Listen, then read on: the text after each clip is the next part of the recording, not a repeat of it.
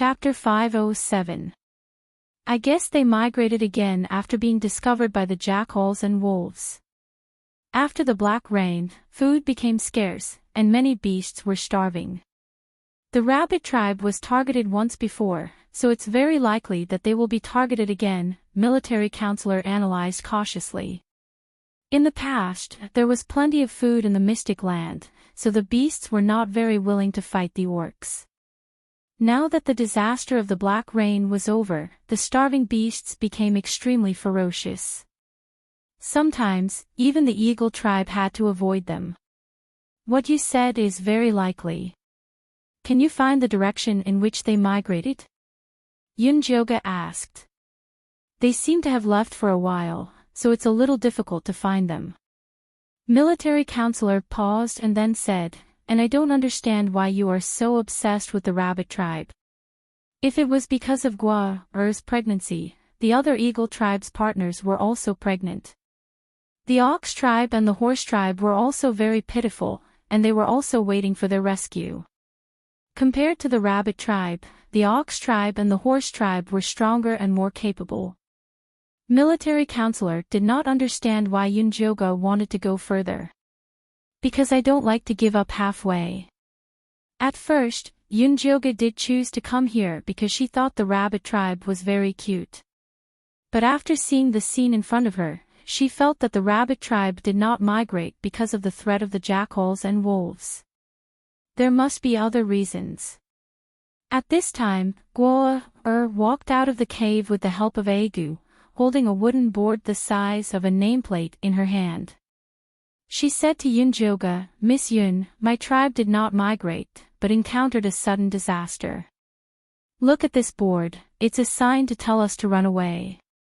Yunjoga took the brown board and found that it was broken and had a bite mark with blood on it, which looked like it was bitten by a rabbit.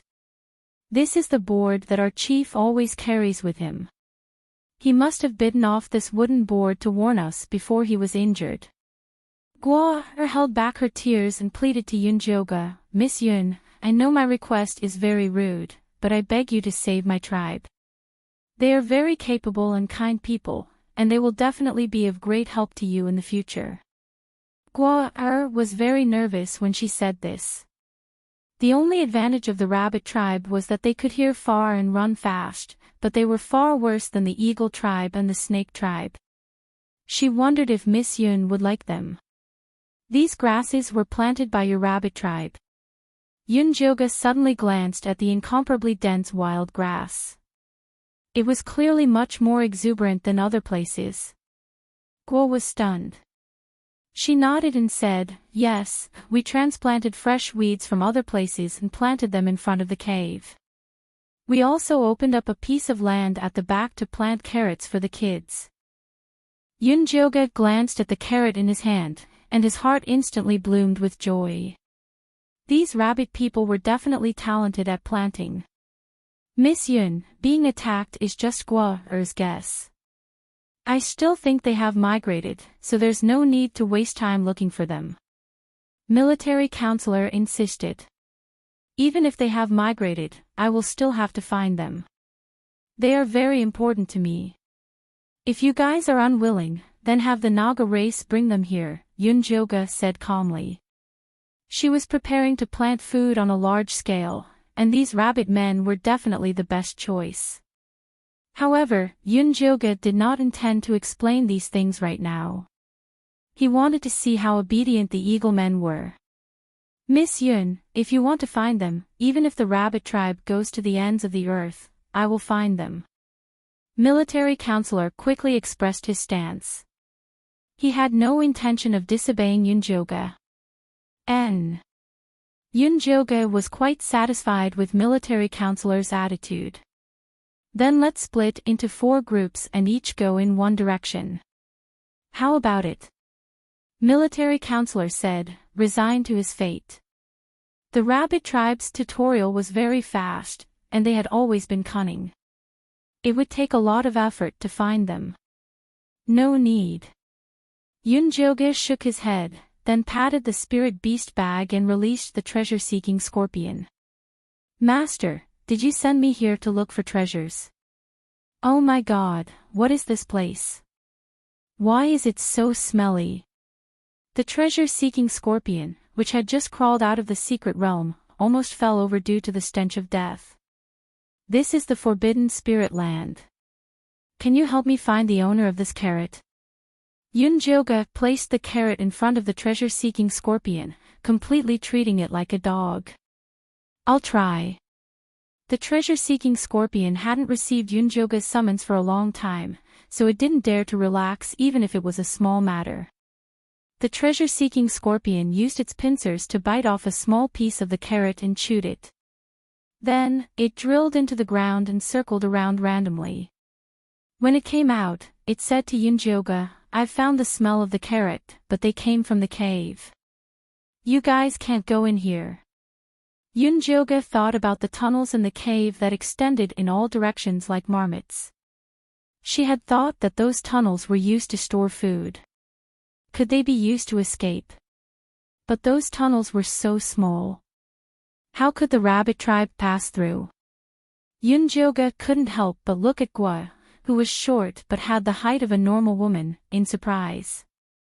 Gua, who felt Yunjoga's gaze, clenched her teeth and said, "Miss Yun, actually, the rabbit tribe can completely transform into the shape of a rabbit." Impossible. Before Yunjoga could say anything, military counselor couldn't help but say, "Only the prince of the eagle tribe can completely transform." Gua. Gu looked at his partner in a daze. He suddenly remembered the first time they met. He had found a white rabbit. He wanted to catch the rabbit, but it had kicked him away. When he flew back, the little rabbit was gone, and only Guo was lying unconscious on the ground. Guo bit her lips and didn't say anything. Then, her body suddenly emitted an extremely faint golden light. With a bang, Guo disappeared, leaving behind a cute rabbit on the ground. It had white fluffy fur, long ears, red eyes, and a three-petaled mouth. It was the most ordinary rabbit form. Gua. Yunjoga held the soft rabbit up in surprise. The rabbit nodded and said, "Miss Yun, we didn't mean to hide it from you. It's just that Grandmother Chief said that we can't let outsiders know about this ability. Otherwise, we will be treated as ordinary rabbits and eaten." Your Grandmother Chief is right. Yunjoga smiled and opened his spirit eye. He carefully observed Gua, who was in the beast form. He saw that Gua's body was shrouded in an extremely faint golden light. Although there was also a sea of consciousness, it was extremely faint. Compared to Dummy, it was like a drop of water compared to a plate of water. Even so, Yunjoga was still very excited. As long as he found the rabbit tribe chief and waited for Dummy to wake up, there might be a way to dispel this mysterious power. Chapter 508. Gua, don't worry. I will definitely save your people. You can return to your original form. Yunjoga stroked Gua's soft white fur and pinched her long ears. Finally, it was complete. No, I'm going to go through the tunnel with that big scorpion to find my people. Gua shook her head firmly. But you're pregnant. It was too dangerous. Miss Yun, if I were still in the form of a rabbit person, it would be hard for me to move while I'm pregnant.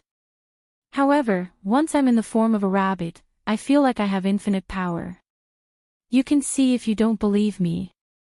Gua suddenly jumped and landed on the ground.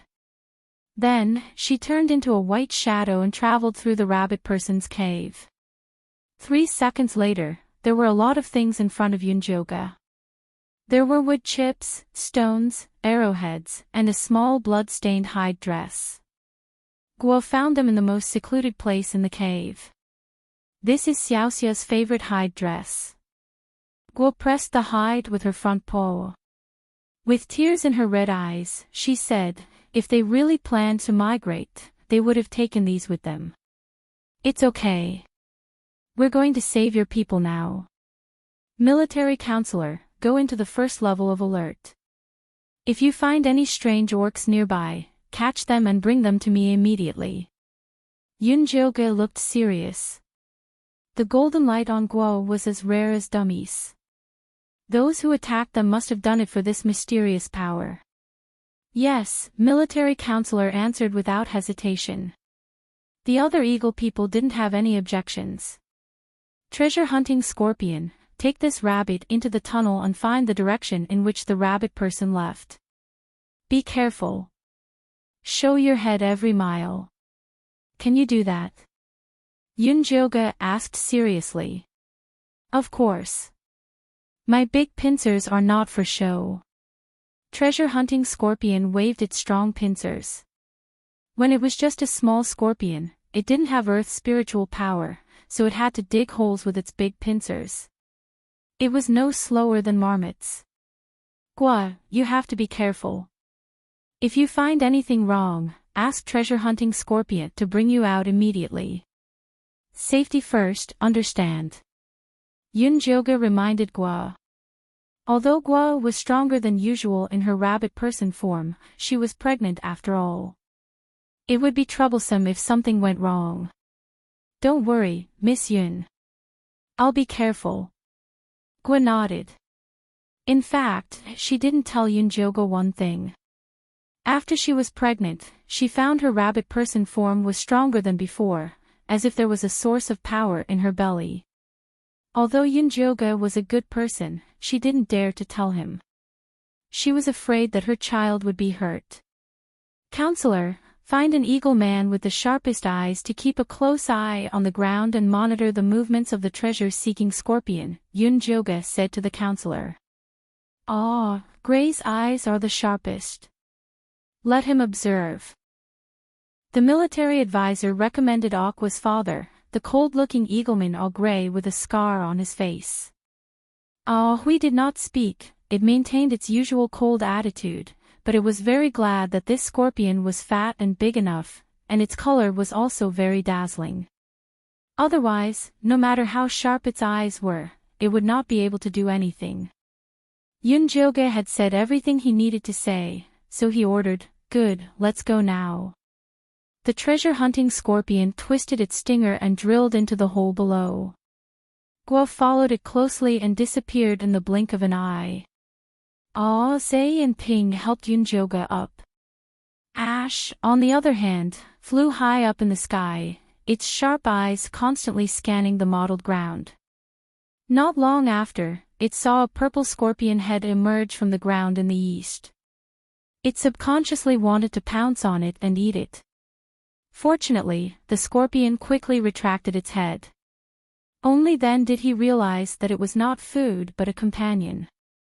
He hurriedly shook his head and shouted in a calm tone, "They're over there." Then he chased after them with Yunjoga and the military counselor. Just like that, Yunjoga and the others chased the treasure-seeking scorpion to a cliff. The treasure-seeking scorpion finally showed its head completely, and so did Gua. Yunjoga and the others quickly landed beside them and asked, "What's wrong?" "The smell ends here." The treasure-seeking scorpion pointed to a round hole behind it and said, "It's very likely that they left after climbing out from here." Yunjoga looked around and saw a large piece of black land in the west. There was not much grass, and the swamp of death was not far away. Even the eaglemen didn't dare to fly over the swamp of death, let alone the rabbit men. She turned to look at the east. There was a very high cliff, even steeper than Eagle Cliff. There were not even many protruding rocks. The rabbit men didn't have wings, so they would fall to their deaths. "Miss Yun, there are no traces of the rabbit men nearby." Ash flapped its wings and landed in front of Yunjoga. The military counselor really wanted to say that the fat scorpion might have led them the wrong way, but he didn't dare to say it. Yunjoga didn't doubt the treasure-seeking scorpion at all. Although it couldn't use its spirit power now, it wouldn't be a problem for it to track the smell. She was just about to ask Guo what she thought when she suddenly sped up and rushed toward the cliff like a white shadow. Guo. Gu was so scared that his soul was about to leave his body.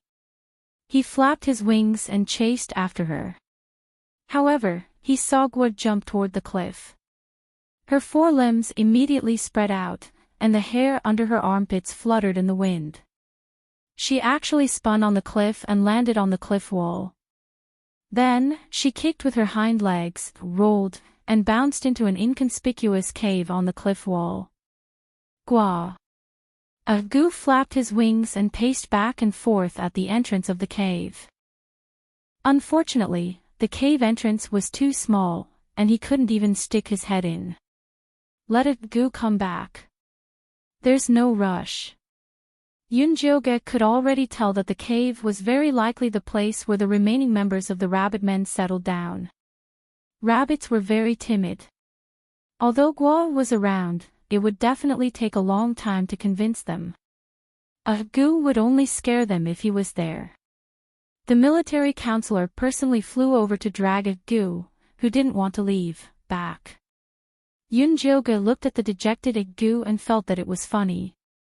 Gwa just went in to persuade her clansmen, but in the end, he looked like he was abandoned. It could be seen that the relationship between the two was really good. Miss Yun, it's getting dark. We have to find a safe place to stay, the military counselor said to Yunjioge. He already realized that they were going to fight a protracted war with the rabbit men. Then find a suitable cave on the cliff and take a look. It was very dark here at night, and it was too dangerous to spend the night on the open grassland. Miss Yun, I saw a very good cave just now. It's just beside Gwa Bear's cave, a goose said immediately. Alright, military counselor, go and take a look. If it's suitable, we'll stay. Yunjioge nodded. It was good to be closer to the cave of the rabbit men. Chapter 509. Military counselor quickly flew over to check the cave that Agu mentioned. When he came back, he was a little troubled. The cave is a little small. It's not easy to live in. It's fine, as long as it's habitable. This was not the time to pursue comfort and spaciousness. You should go and take a look first. Military counselor and a grave brought Yunjioge to the cave. The cave was actually very wide, but it was not deep enough. Sitting inside, the mountain wind blew. It was not a good place to rest. Why don't we change to another one? Agu felt a little guilty. In order to be closer to Gwa, he was willing to live in any shabby place. However, he felt bad for making Miss Yun feel so wronged. It's fine, it's quite good. Yunjioge shook her head, then said to Agu, Gwa must be hungry after being tired for so long. Why don't you throw a bag of grass potatoes in, then find something nearby to start a bonfire and boil some hot water. That way, she can drink hot water when she comes out. Miss Yun is right. Agu's eyes immediately lit up. He flew to the cave entrance and threw the bag of grass potatoes and moss in, then shouted, Gwa is for you. Very quickly, a white furry claw reached out from the cave entrance and dragged the bag in with a swish. Agu laughed foolishly, then eagerly flew out to find some dried branches and leaves to start a fire. Military counselor, send someone to find some silk grass to weave into curtains to block the wind. Also, go and find some jade grass that can stop bleeding. There must be someone in the rabbit tribe who is injured. It will be useful later. Her panacea was limited in this place. It was better to use local herbs to treat ordinary wounds. A ping and a foam, you two go. Military counselor turned around and ordered the two eaglemen behind him. Yes. The two young eaglemen immediately flapped their wings and left. I'll go out and see what's going on below. Gray was a cautious person. Every time he went to a strange place, he had to investigate the surroundings clearly before he could feel at ease. Go, be careful. Pay attention to our movements at all times. Come back when you hear shouts, military counselor instructed. Okay. Gray nodded, then flapped his wings and went down the cliff. Miss Yun, are you cold? The military counselor spread his wings and blocked the entrance of the cave to block the wind, but the howling wind still blew the hair in front of Yunjoga's forehead into a mess. No. Yunjoga shook her head. She didn't feel cold yet, but it would be hard to say later. We'll wait for Hoodlum and the rest to bring the silk grass back. After saying this, the military counselor fell silent for a moment before asking Yunjoga cautiously, "How is His Highness?" "It's fine." Yunjoga took Dummy out of the spirit beast bag. The chubby Dummy still looked like he was sleeping soundly. His big, furry face was full of happiness, which made people's teeth itch. "Miss Yun, is it true that His Royal Highness will wake up in 6 days?" The military counselor had always remembered what Yunjoga had said. 1 day had been taken away yesterday, so there were still 6 days left. Actually, 6 days is still too long. If possible, I hope he can wake up earlier.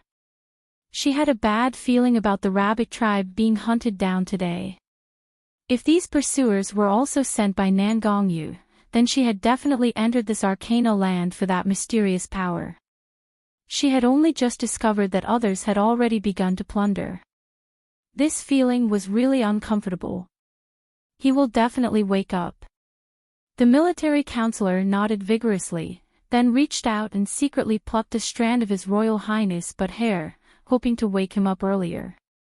Dummy kicked its fat legs in dissatisfaction, then turned over to continue sleeping unhappily. "Don't touch him." Yunjoga rolled her eyes at the military counselor, then kept Fatty Dummy. "Since you have nothing better to do, why don't you help me get a big rock?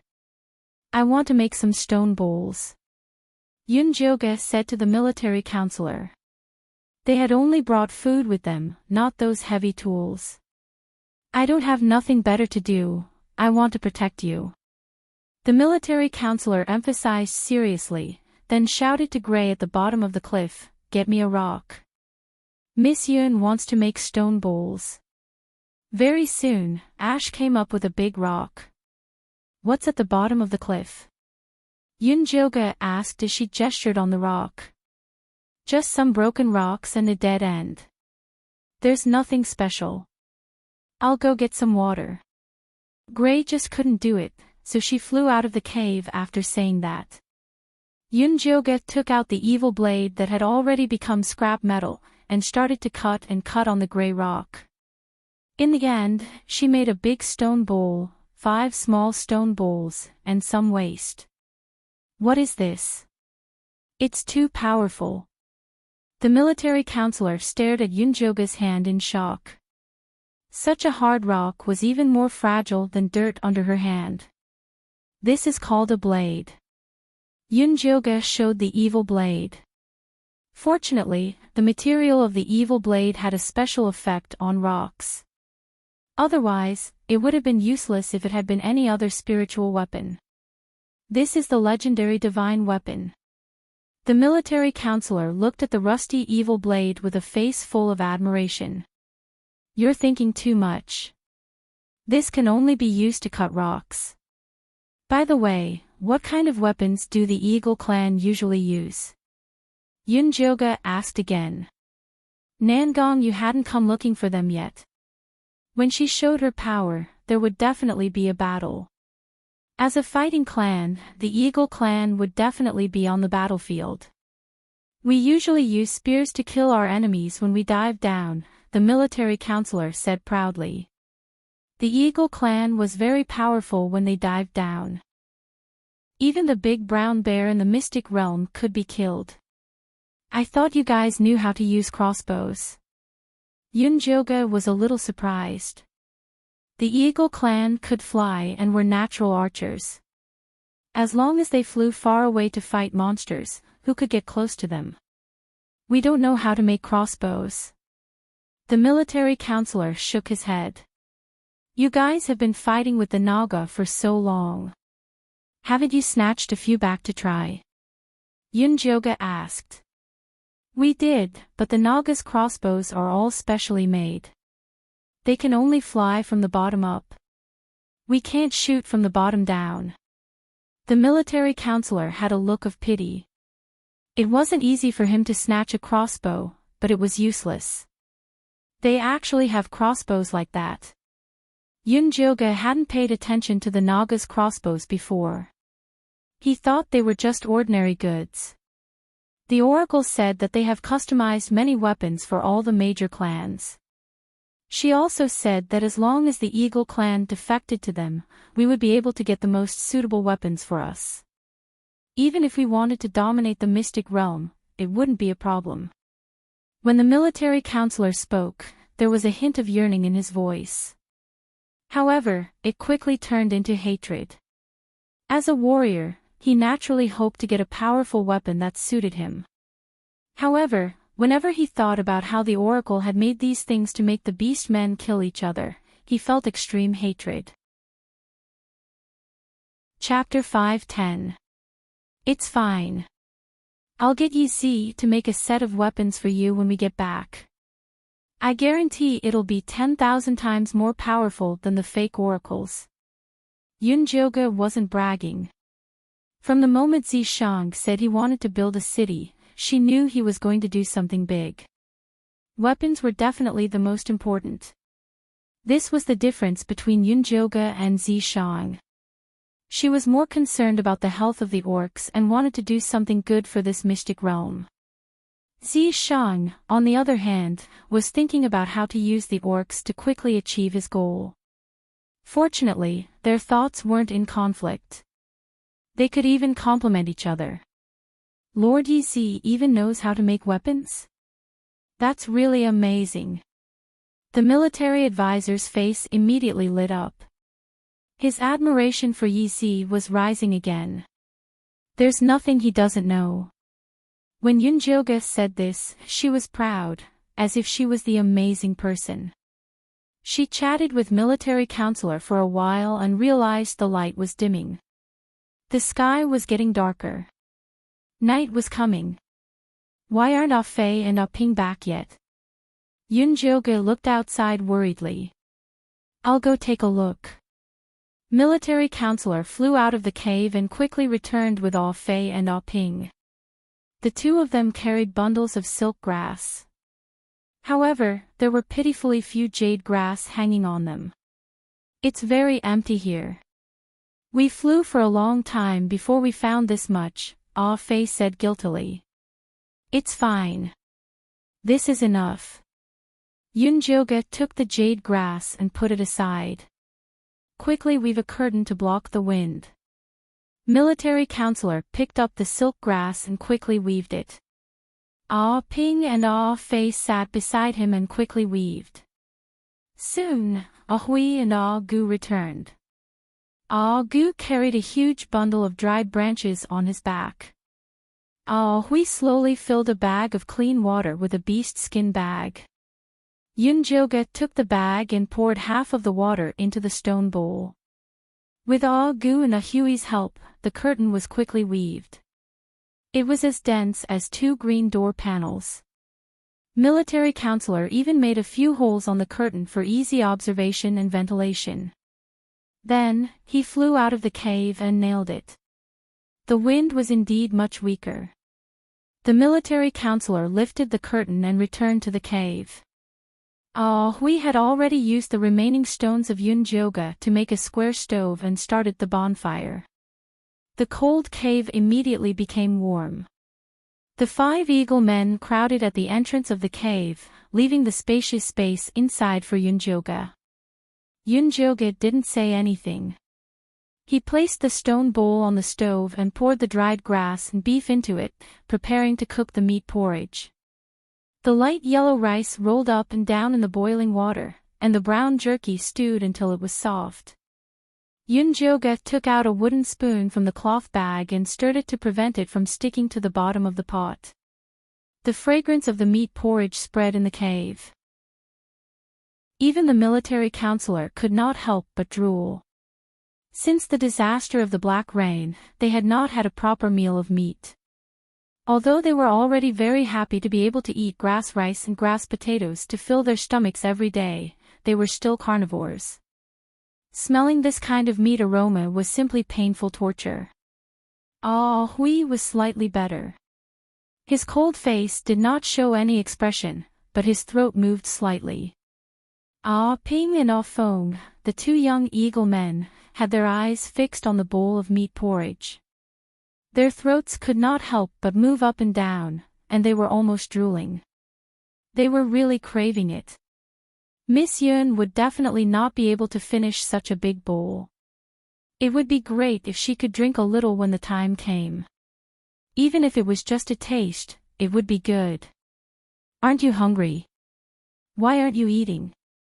Yun Joga asked while stirring. Oh, we'll eat now.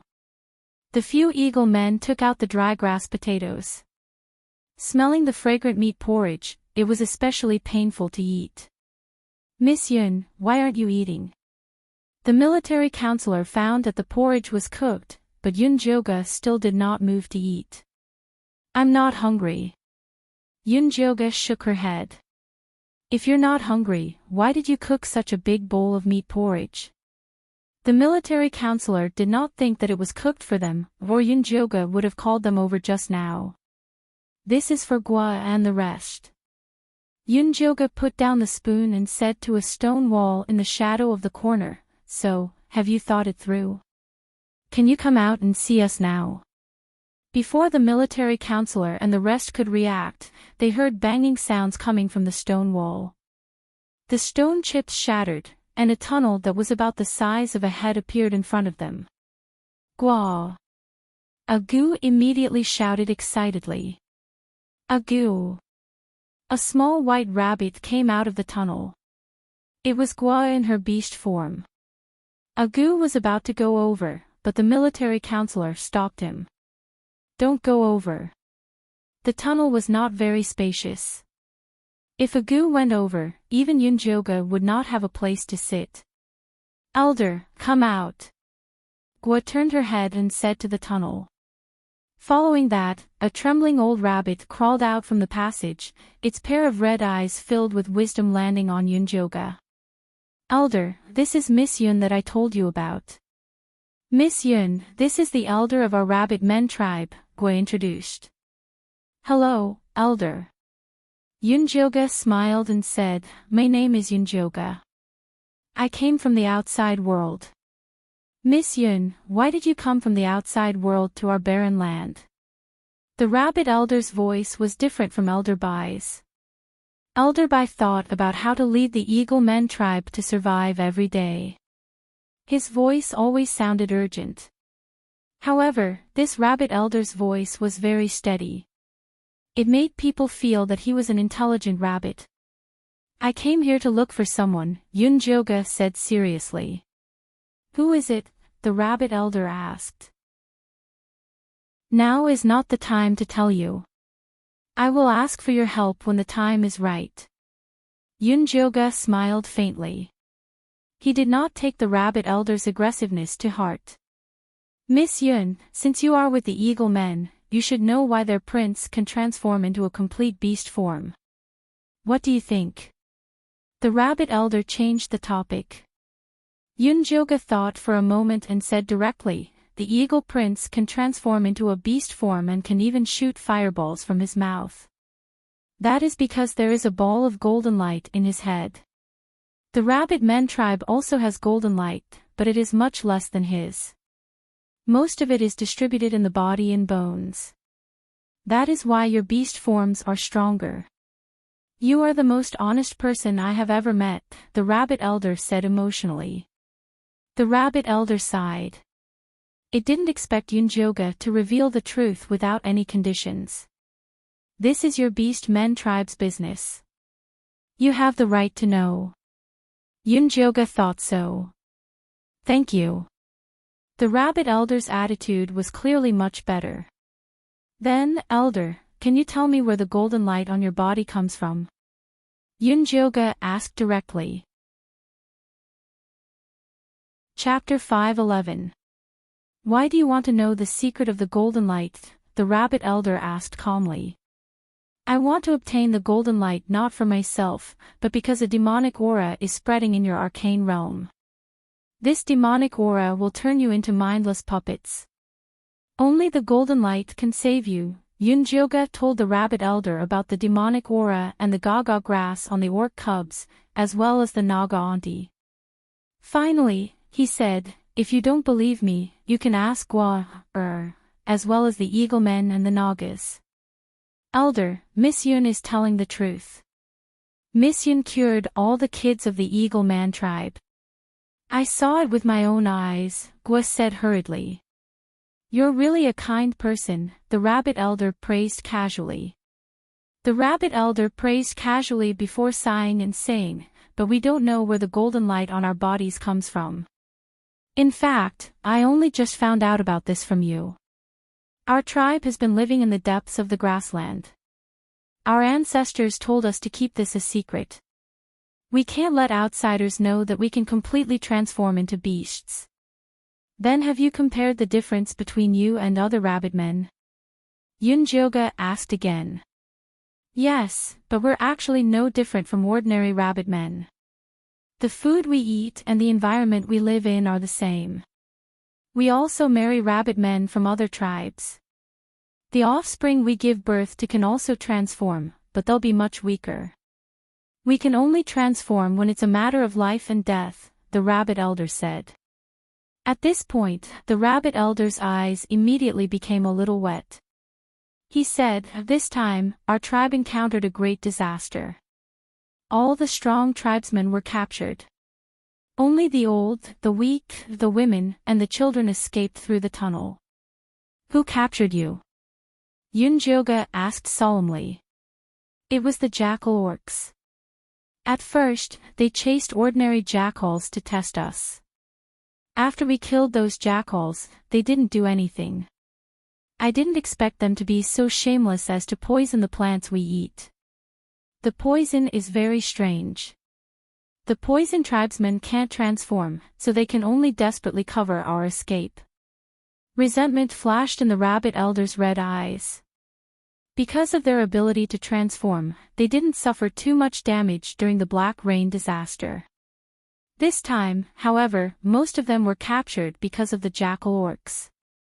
You beast men shouldn't have the ability to poison plants. Yunjioga was sure that it was Nangong Yu's doing. You mean the oracle is the one who commanded it? The military counselor immediately understood. That's very likely. How much do you know about the Knoll tribe? Do you know if they have joined the oracle's camp? Where is their current base? Yunjioga asked. I've never heard of the Knoll tribe joining the oracle's camp. They have always been migrating with their prey. They don't have a fixed settlement. The military counselor shook his head. We, the rabbit folk, have always lived in the depths of the grasslands and have never dealt with the gnolls before. However, the panther race brat had previously brought the oracle's summons, asking us to join the oracle's tribe. Then, he would give us weapons to protect ourselves, but we rejected him. The rabbit elder was a little regretful. If they had known that the tribe would encounter such a calamity, they would have agreed to join the oracle's camp. At the very least, they would have gotten their hands on the weapons first. Elder, don't worry. If the oracle ordered the gnolls to do this, then your people should be fine. Nangong, you only wanted the golden light, not the rabbit meat. Lady Yun, please save our clansmen, Gua said excitedly at the side. Don't worry, I will definitely save them. How many of your people are left? Call them over. Yes, Yunjioga said. My people are very safe now. There's no need to trouble Miss Yun, the rabbit elder said gently. It was obvious that he still did not trust Yunjioga. Elder, I'm willing to save you because I treat you as my people.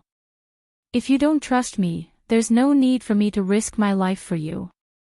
Yunjioga really did not have the time to appease the timid and paranoid rabbit folk.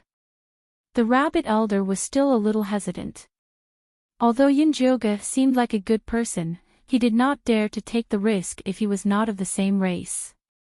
Yunjoga did not speak. He directly used his divine power and tapped the stone wall. The stone wall silently disappeared, revealing a group of furry rabbits behind it. The rabbits were jumping around in panic as if they were scared out of their wits.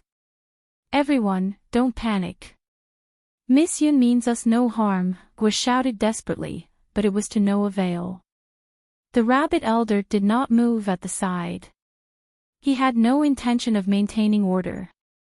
His red eyes did not hide his dissatisfaction towards Yunjoga. "Miss Yun." Military counselor stood beside Yunjoga coldly. He was only waiting for her order to capture these ungrateful rabbits. "Don't be anxious. Let them jump." Yunjoga was not anxious this time. He turned around and sat down. He called Gua and said, "You must be hungry after a long day. Eat something first." With that said, he filled a small stone bowl with meat porridge and handed it to Gua. Gua was originally not in the mood to eat, but she could not stand the aroma. She immediately transformed into her human form and drank in big mouthfuls. She felt as if her internal organs and body were soaking in the hot spring. Perhaps her expression was too blissful. The few little rabbits watching from afar could not help but drool. "Xiao Xia, Xiao Ming, come here quickly. It's too delicious." Guo went over and carried the two smallest rabbits over. She let them drink in her bowl. The two palm-sized white rabbits were a little timid at first. However, once they ate the meat porridge, they immediately buried their heads in and ate. The rabbit form had a small appetite. The two little rabbits turned into human forms with a bang. Xiao Xia was a little lowly, around 5 years old. She had long hair, a round apple face, and big watery eyes. She was very cute. Xiao Ming looked exactly the same as Xiao Xia. However, his short hair showed that he was a boy. The two of them should be twins. Yunjoga took the opportunity to open his spirit eye to check the two rabbits. He found that they were very healthy. There were no traces of demonic energy or death energy on their bodies. That mysterious golden light was indeed the root of dispelling demonic energy. The beast men were saved. Under the lure of Gua and the two little rabbits, the other rabbits also came over to drink the meat porridge. However, only the children transformed into human forms. The other adults remained in rabbit form and kept a distance from Yunjoga and the others. The rabbit elder still stood proudly on the spot without moving. "Elder, please believe that I have no ill intentions. If I really wanted to do anything to you, I would not need to spend so much effort to help you." Yunjoga handed a bowl of meat porridge to the rabbit elder. Chapter 5:12. "Miss Yun, I know you're a good person, but we really don't dare to take the risk anymore." The rabbit elder softened her attitude, but she did not take the meat porridge. "I don't want you to take the risk. Actually, I'm planning to build a city and plant a large amount of food to help you orcs survive the winter. I realize that the rabbit people are very good at farming, so I hope you can go back with me. After I rescue your people, you can reunite." Although Yunjoga sounded very sincere, the rabbit elder was still a little hesitant. "I hope you won't reject my invitation because winter is coming soon.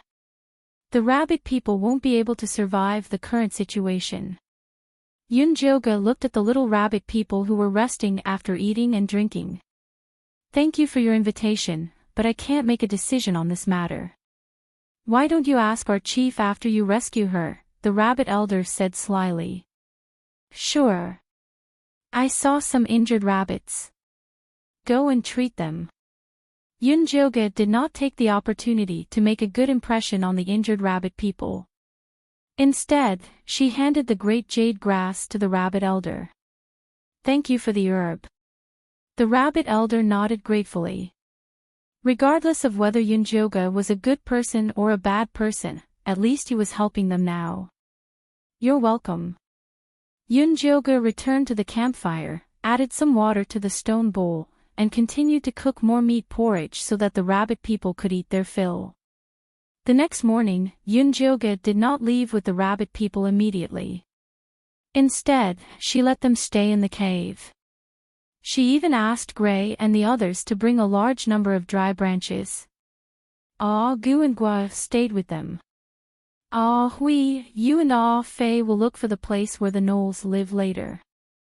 Counselor, Ah Ping, and I will go back to the tribe to discuss with Elder Bai about rescuing the rabbit people, Yunjoga said in front of all the rabbit people. Yes, the eagle men answered at the same time and left the cliff with Yunjoga. Miss Yun, why don't you bring the rabbit people back? Counselor asked in confusion. Bring them to where? Eagle Cliff. Yunjoga glanced at the military counselor and continued, those rabbits are so scared now. They definitely won't be willing to go with us.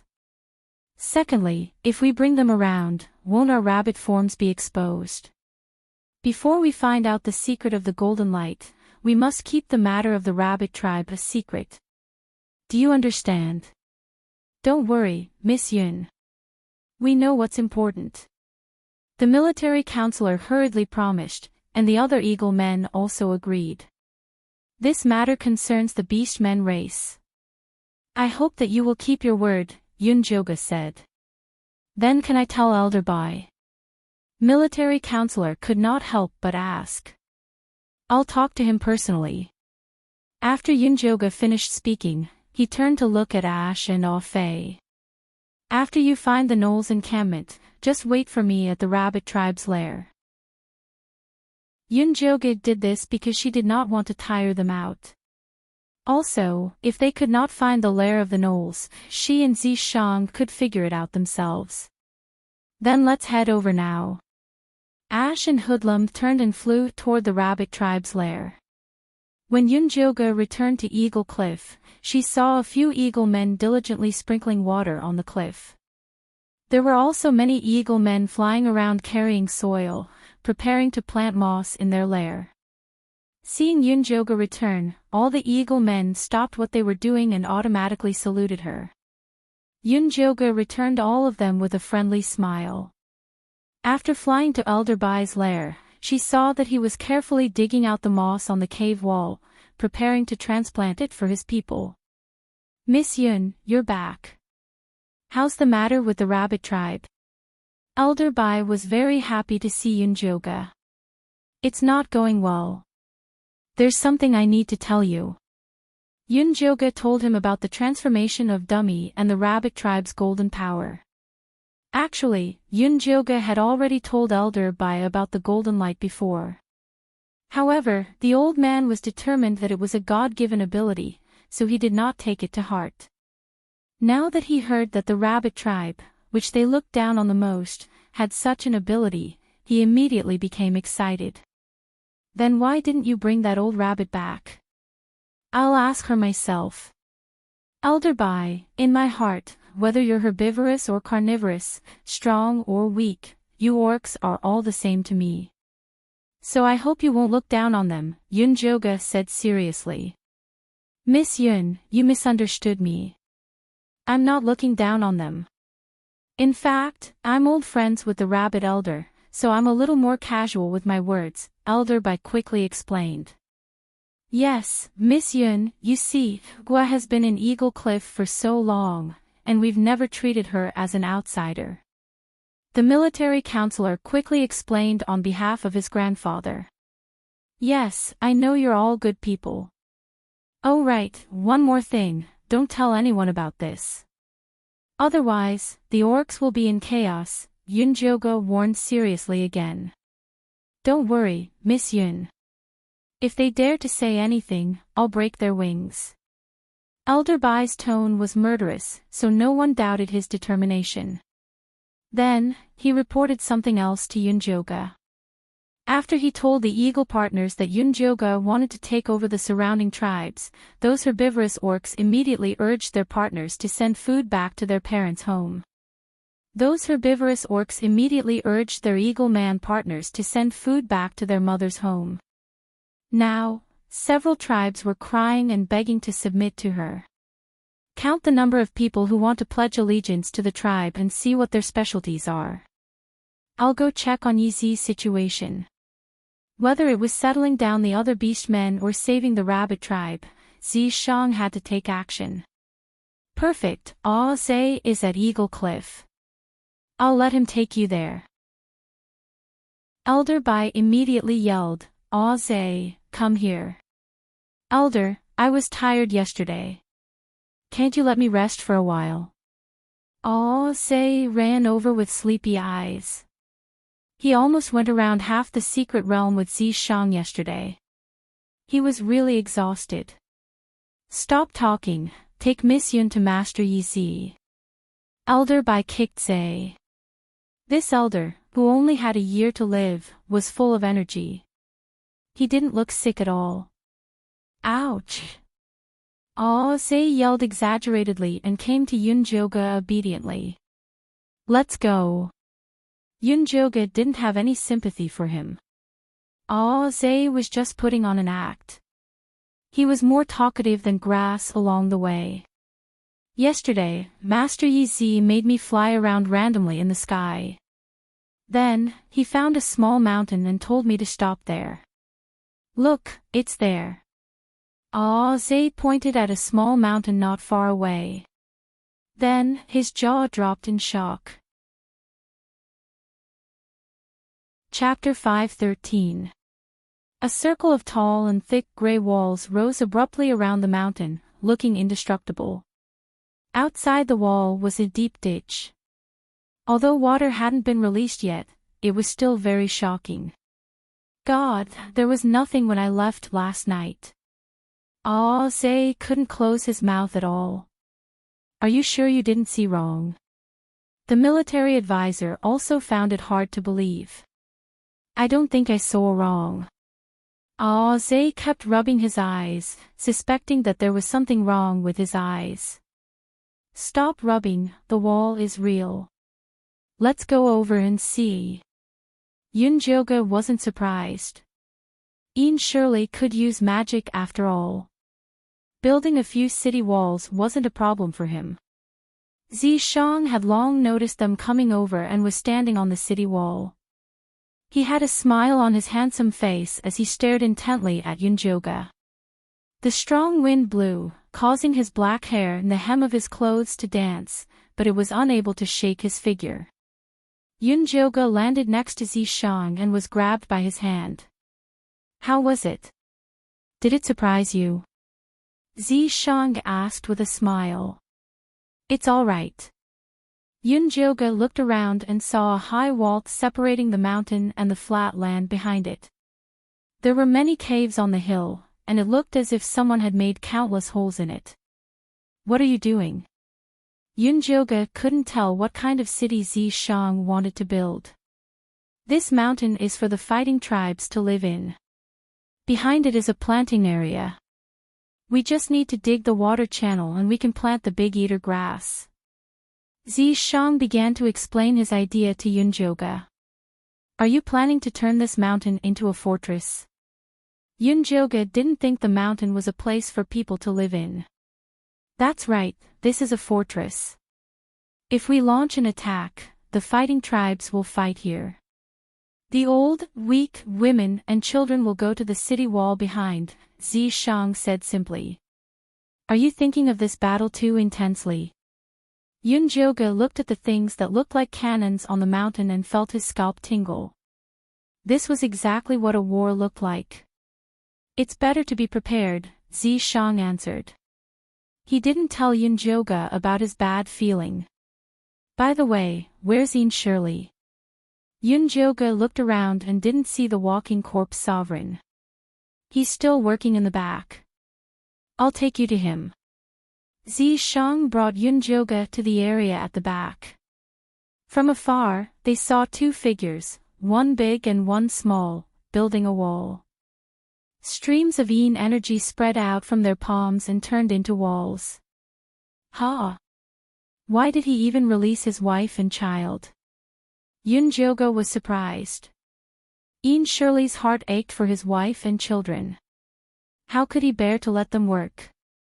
It's probably because there are more people, Zishang said calmly. Miss Yun, you're finally here. When Shirley saw Yunjoga, it was as though he had seen a relative. He had been mercilessly oppressed by Zishang for the past few days to the point that he was about to cry. Amazing. Bringing you here was indeed the right decision. Yunjoga gave Shirley a thumbs up. Shirley was filled with resentment, but he couldn't say anything. I'll go out with Joga later. I'll leave this place to you. Zishang patted Shirley's shoulder. Where are you going? Shirley was surprised. A date. Zishang said seriously, as long as you have your wife by your side, can't I go out with my wife? All right. You guys go. Shirley turned around helplessly and continued to work with a soaring resentment. Yunjoga didn't know if it was an illusion, but she felt that the yin-yang qi in Shirley's body was even stronger. He was working faster. Let's go out and talk. After Zishang brought Yunjoga out of the back area, he said, Shirley has been transferring his natal yin-yang qi to his wife and child all these years. He has accumulated a lot of yin-yang qi. It won't be a problem for him to build a city. No wonder. But it's not good for you to oppress him like this. After all, we're all friends. Yunjoga knew that Shirley had given his natal yin-yang qi to his wife and child in the hopes that they would become zombies one day. I'm naturally giving him benefits when I ask him to work. You don't have to worry about this, Zishang said. What benefits can you give him? Yunjoga looked at Zishang suspiciously. This fellow was poor. Could he be trying to trick Shirley with nothing? Are you looking down on me? Zishang glanced at Yunjoga and said, what I'm giving him is what he wants the most. Can you help his wife and child become zombies? Yunjoga was shocked. He hadn't heard that Zishang had such a skill. No. Then where did you get the confidence that Shirley would be satisfied? I can't, but Fan can. That fellow owes me a favor. Zishang raised his eyebrows and was full of pride. TSK, you're offering Buddha with borrowed flowers. Yunjoga looked down on him mercilessly. You came to me just to bicker. Zishang ruffled Yunjoga's hair. I'm not here on a date. Yunjoga first mocked Zishang before telling him about the rabbit tribe. Then you're here to ask me to deal with the lupus tribe? Zishang asked even though he already knew the answer. Of course. I don't trust anyone but you. Yunjoga flattered Zishang, which was very rare. You're such a sweet talker. Let's go now. Zishang dragged Yunjoga to the small mountain and saw Lu Zhe still flying around with advisor Junzi. Come down, Zishang yelled. The two eaglemen quickly flew down. Master Yizi, you're too amazing. Zhe looked at Zishang with admiration. The eagle cliff they lived in was built after countless generations of effort. Zishang made it like this in one morning.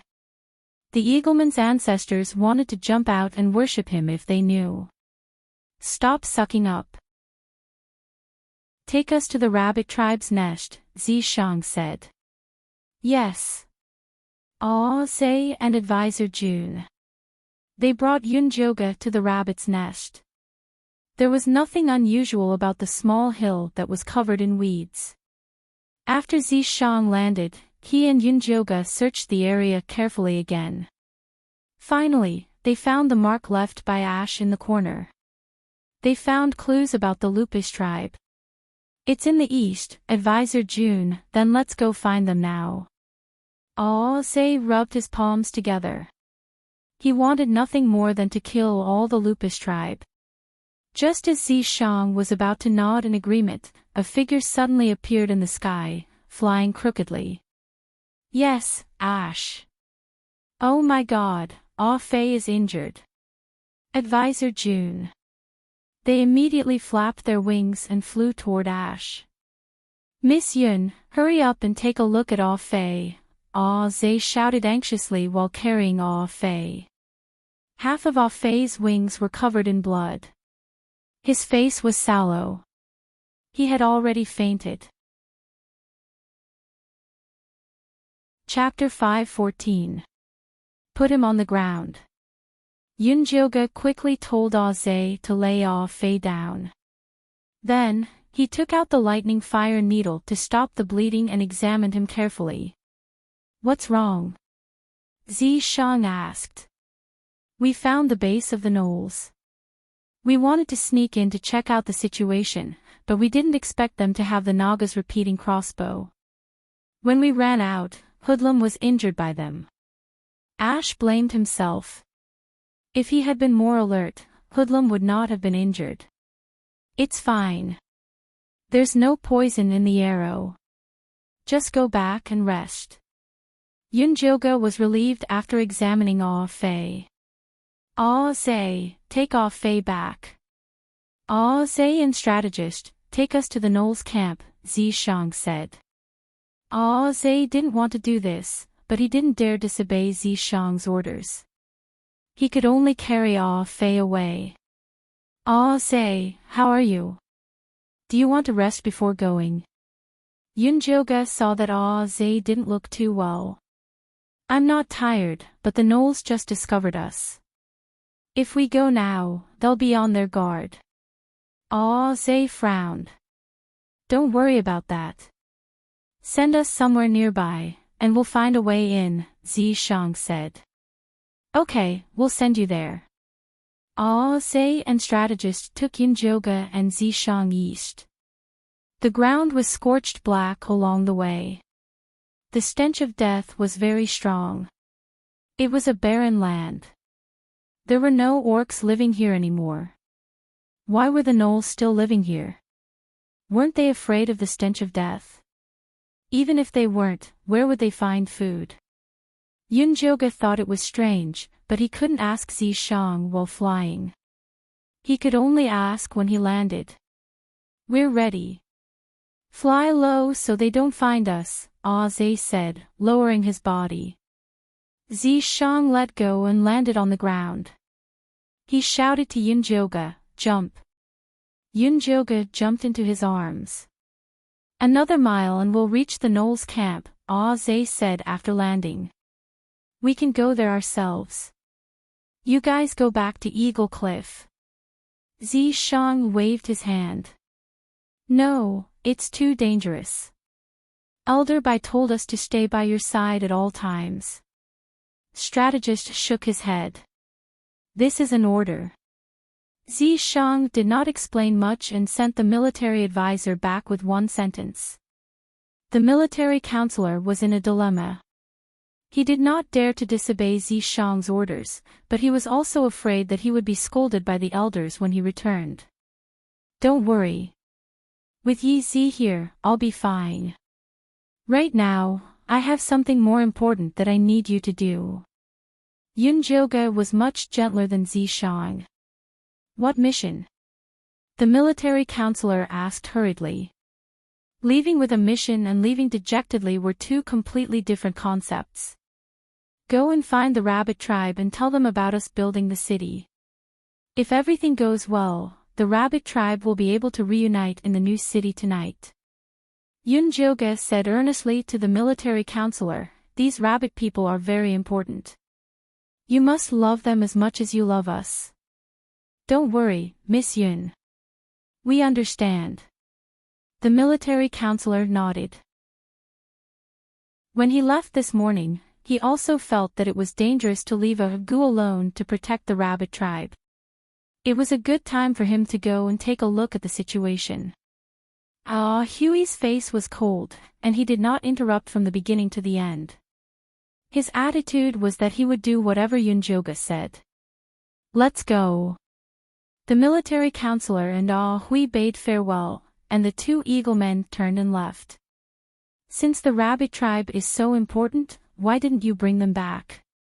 Zishang asked curiously. I didn't bring them back because I wanted to keep them as bait, Yunjoga said mysteriously. You suspect that there are spies around us? Zishang raised his eyebrows. They might not be spies. They could be controlled beastmen. Yunjoga could not open his spiritual eye to check all the beastmen, so he could only use this stupid method. It would be great if there were none, but if there were, then he could catch them all in one go. Yunjoga and Zishang ran as they talked. Soon, they arrived at a large patch of dark red grass. The grass was half a person's height, and the redness was unbearable. There was also a pungent smell coming from it. The Knoll tribe was in the center of the grass. These Knolls did not seem to know how to live.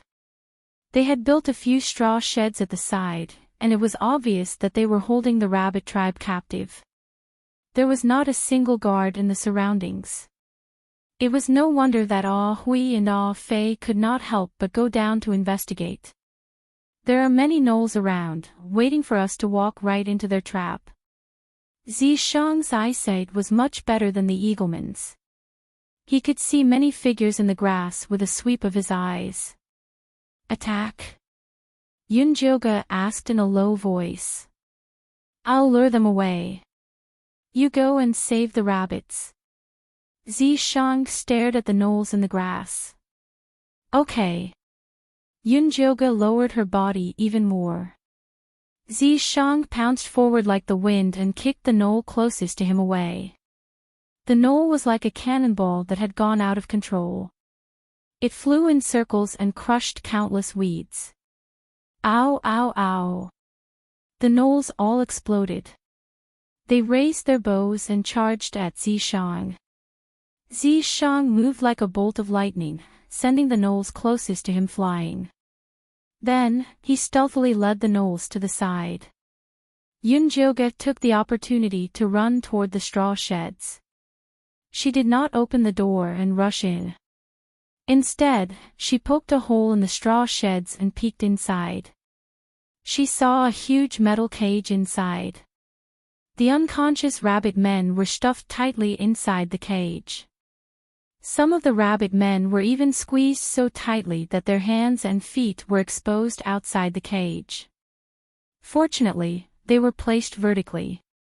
If they were casually stacked, many of the rabbit men would have suffocated to death. Yunjoga looked around. She did not find any danger in the straw sheds, so she quietly opened the door and slipped out. She was about to open the cage to release the rabbit men when she felt a dangerous aura behind her. She instinctively leaned forward. A crossbow arrow flew past her scalp, creating a huge hole in the straw sheds. Yunjoga turned around and saw a tall Knoll standing in front of her with a crossbow. This Knoll had yellowish-brown hair, slender eyes, a black nose, and his muscles were as strong as stone. At this moment, its eyes were gray, and its movements were slow. It was obvious that it was being controlled. Yunjoga opened her spiritual eye and saw that the Knoll's head and neck had been taken over by the gray light. It was even worse than Nandgaga of the Naga tribe. What did Nandgong do to this Knoll? Why was it so serious? Questions surfaced in Yunjoga's mind. Unfortunately, she did not have time to think. The Knoll had already thrown away the crossbow and pounced toward her. It was as fast as a spring, and its sharp claws appeared in front of her in an instant. Chapter 5:15. Seeing that the Knoll leader's claws were unavoidable, Yunjoga could only use his divine power to tie him up with his moon spirit threads. Unexpectedly, the Knoll leader struggled wildly and knocked the entire straw shed away. Weeds flew everywhere in the collapsed straw shed, and most of them fell onto the iron cage. The Knolls who were fighting Zishang heard the commotion and all turned to run toward the straw shed. Rows of crossbow bolts flew toward her, and many of them stabbed into the iron cage. Many rabbit men were injured in an instant. The injured rabbit men immediately woke up and roared in a frenzy, "Let us out!" The entire iron cage kept shaking, and more rabbit men were injured. "Calm down!" Yunjoga shouted at the rabbit men as he tried to control the gnoll leader. If the rabbit men were released in this crazy state, they would only die faster. "Get out of the way!" Zishang's black snake tail knocked out all the gnolls. Then he twisted his body and slithered to Yunjoga's side, breaking the tall gnoll's limbs. The tall gnoll fell to the ground, but even though his limbs were broken, he still crawled toward Yunjoga without fear of death. A cold light flashed in Zishang's eyes. He was about to twist his head off, but Yunjoga stopped him. "He's completely controlled by the demonic chi. He can't do anything. Killing him is useless." Yunjoga took out a thunderfire needle and stabbed it at the gnoll's temple. Only then did he stop struggling. Zishang used the straw rope to tie up all the gnolls. Yunjoga checked them one by one and found that their heads had all turned gray, and the gray was spreading downward. Can these beastmen be saved? Zishang could also see that these gnolls were more troublesome than before. It's difficult. Their heads are completely occupied by the demonic chi. Yunjoga shook his head. After the sea of consciousness was completely eroded, even if the demonic chi was expelled, only an empty shell would be left. These are the gnoll's crossbow bolts. See if there's anything wrong with them. Zishang handed the crossbow bolts to Yunjoga. Yunjoga looked carefully. The structure of the crossbow bolts was very similar to the Nagas, except for the arrows.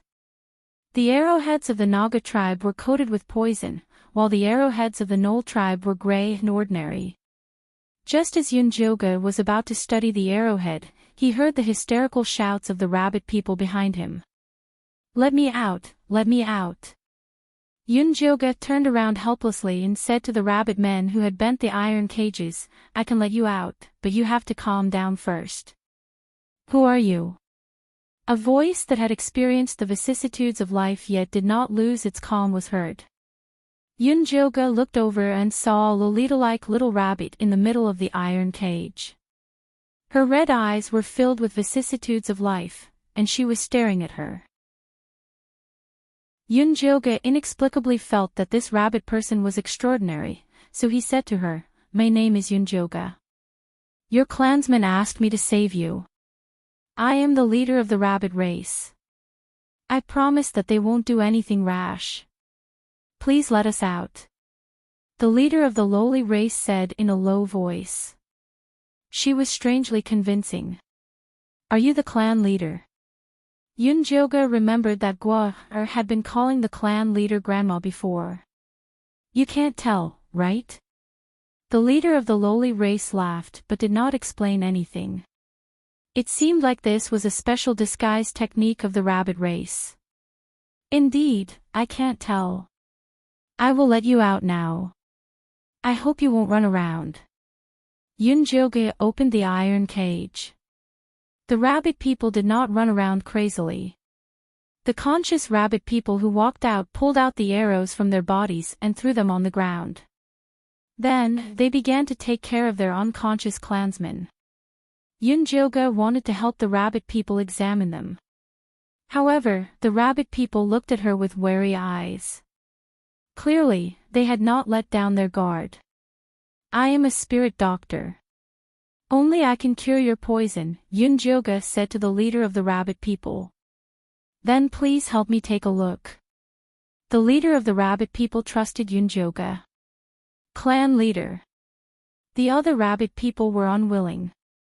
The leader of the rabbit people waved her hand and took the initiative to walk towards Brother Yunjo. Yunjoga reached out to take the pulse of the leader and found that their meridians had been sealed by a special poison. However, this poison was very light. It could be dispelled without using divine power. "Clan leader, I will be inserting needles into your body to force the poison out. I hope you won't be nervous." Yunjoga took out the lightning fire and said to the leader of the rabbit people. No, who knows if your needles are poisonous? Before the leader of the rabbit people could say anything, a male rabbit people suddenly jumped out to stop her. This male rabbit people was very tall and handsome. Other than his white hair and red eyes, he was no different from a human. Demeng, don't be rude. Step down. Although the leader of the rabbit people looked like a loli, she was very dignified. She stopped Demeng's rude actions with a glance. Unwillingly, Demeng retreated. Miss Yun, can the poison be cured immediately after the acupuncture? The leader of the rabbit people asked cautiously. If it goes smoothly, it will be cured immediately. Yunjoga nodded.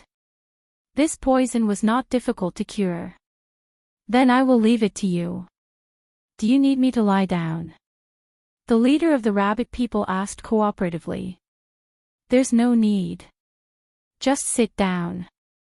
Yunjoga walked behind the leader of the rabbit people and used his hand to press on a few of her acupuncture points. He said carefully, this poison has blocked the acupuncture points of 3 of your meridians. That's why you can't use your power to transform. Later, I will use needles to force the poisonous blood out. It might be a little painful, but bear with it. Seeing the leader of the rabbit people nod, Yunjoga picked up the lightning fire needle and inserted it into the acupuncture points. Droplets of black poisonous blood quickly emerged from the wound. As the process of detoxification progressed, the leader of the rabbit people slowly aged. Her hair turned white and wrinkles slowly grew on her face. When the other rabbit people saw the transformation of the leader, they did not stop her. It seemed like this was the true face of the leader of the rabbit people. It's done. Yunjoga put away the needles. The leader of the rabbit people could clearly feel the return of her power. She asked Yunjoga earnestly, Miss Yun, this method is very useful.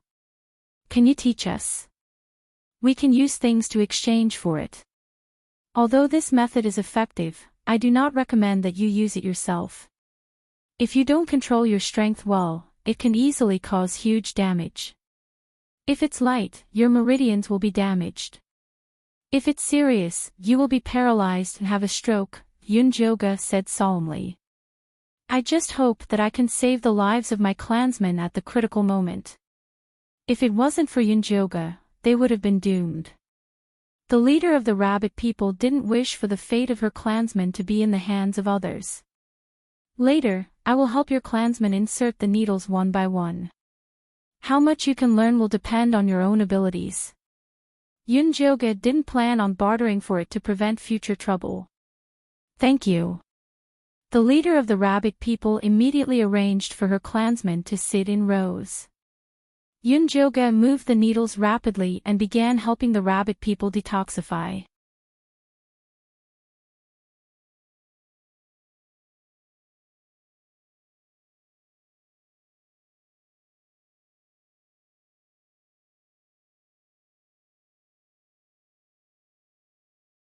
He even took the initiative to help the rabbit men fetch water and told them about the construction of the city.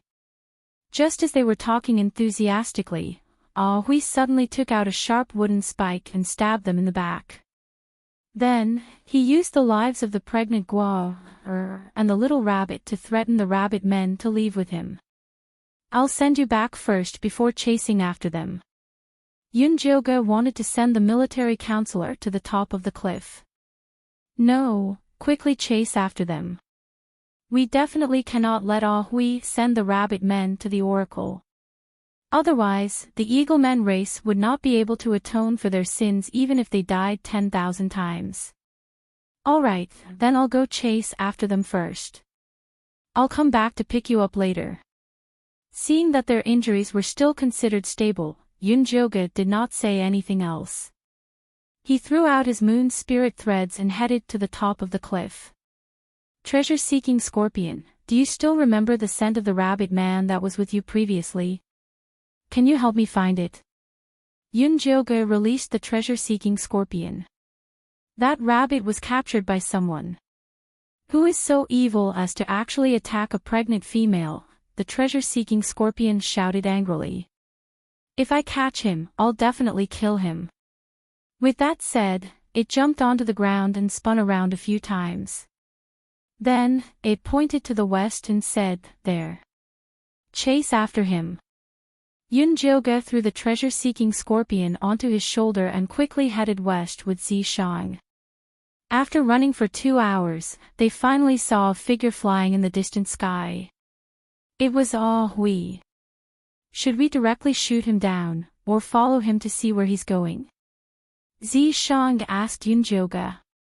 According to his intentions, he wanted to cast a long line to catch a big fish, but Yunjoga might not be willing to let the rabbit men take the risk. Chapter 5:17. Let's go take a look first. Yunjoga thought about it and decided to follow. It would be best if he could find Nangong Yu's address. Yunjoga, Zishang and the rest followed behind Hui and saw him flying towards the death swamp. The deathly aura emitted by the death swamp had a strong corrosive effect on beastmen. Even flying in the sky would be shrouded by it. After Hui entered the death swamp, he slowed down and the feathers on his wings started to dim. However, he still continued to fly forward. Yunjoga released his god power to create a protective barrier and brought Zishang into the death swamp. After following Hui for about 1 kilometer, he passed through the miasma and landed on a flat ground. When Yunjoga got closer, he realized that behind the miasma was a grey fort. The fort occupied an area of 5 hectares and was 3 stories tall. It had no windows and only a square door. Currently, there were 2 lizard men guarding it. A few gray-skinned lizard men walked out stiffly and took Hui in. Could this be Nangong Yu's base? She actually dared to stay here. Yunjoga was very surprised. A cultivator without the protection of spiritual energy was no different from an ordinary person. Wasn't Nangong Yu afraid of being contaminated by living here? Let's go take a look. Zishang pulled Yunjoga's hand and silently approached the fort. There were beast men guarding the fort. All of them had gray-skinned glazed eyes and looked like stone statues. Yunjoga opened his spiritual eye to take a look and realized that these beast men were filled with demonic aura. It was even worse than the previous lupus. The previous lupus could only be said to be controlled. These beast men had completely turned into puppets. It was no wonder that they were not afraid of the deathly aura and the miasma. Zishang picked up a stone and threw it at the heads of the 2 lizard men guarding the gate. When they raised their heads to look around, he threw another stone into the swamp at the side. The 2 lizard men walked over stiffly to take a look. Yunjoga and Zishang took the opportunity to sneak in. The entrance was completely dark without any light. A slightly familiar voice came from not far away. Why are there only so few rabbit men? Yunjoga stretched his head out to take a closer look. The ones who spoke were the leopard youth and the lizard man who intercepted them when they entered the secret realm. In this lifeless place filled with puppet beast men, the 2 of them were strangely awake. Yunjoga opened his spirit eye and discovered that the 2 beast men were also covered in golden light that was protecting their sea of consciousness. The leopard youth's golden light shone on his chest, while the lizardman's golden light shone on his ears. It was more intense than the rabbitman's, but not as intense as Dummy's. Strange, since these 2 beast men had golden light protecting their bodies, why weren't they captured? Could it be that there was something special about them? The rest of the rabbit men must be with the gnolls. Do you even need to ask? The lizard man said. All right, take these rabbits to the prison and put them there. The leopard youth handed the rabbits back to Ash and pointed the way for him. Carrying a big bag of rabbits, Ahui turned around and walked out. Rabbits, I can only help you fight for this little bit of time. The leopard youth sighed. Stop talking nonsense, hurry up and report to the Lord. The lizard man said coldly. Sigh, let's go. Hopefully, we can make it out alive this time. The panther race youngster gave a long sigh before patting his chest. The golden light on his chest gradually extinguished and black gas filled his body. His skin turned gray and his eyes became lifeless, turning into a puppet. The lizard man rubbed his ears and put away the golden light. After turning into a puppet with the leopard youth, they slowly walked into the depths of the castle. I'll go with them to take a look, bring Ash and the rabbits back. Yunjoga gestured to Zishang. Can you do it by yourself?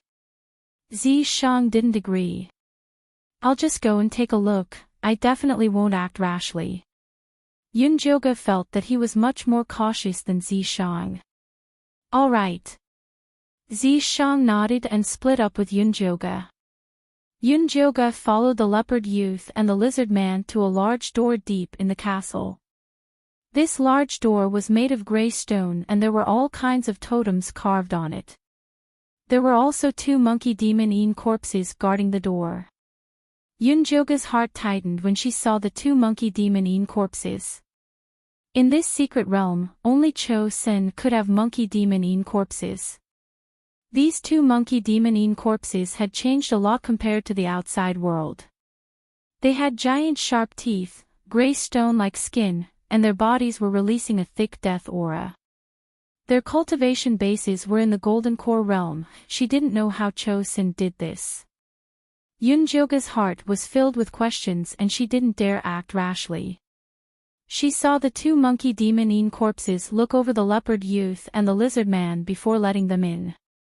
The gray door was only opened enough for them to pass through, but it was a pity that Yunjoga couldn't see anything from her angle. She didn't dare take the risk of drawing away the 2 monkey demon corpses, so she could only silently wait. It was a good thing that the leopard youth and the lizard man quickly came out and then slowly walked outside. Yunjoga considered it for a bit before giving up on looking for Cho's senator. She turned around and followed the leopard youth and the lizard man. Seeing their sober appearance, they would definitely be able to give her a lot of information. At this time, a sharp alarm sounded in the castle. The leopard youth and the lizardman's gray light suddenly rose as they charged at the source of the alarm. Yunjoga's pupils shrank and she suddenly shot out a moon spirit thread to tie up the leopard youth and the lizard man.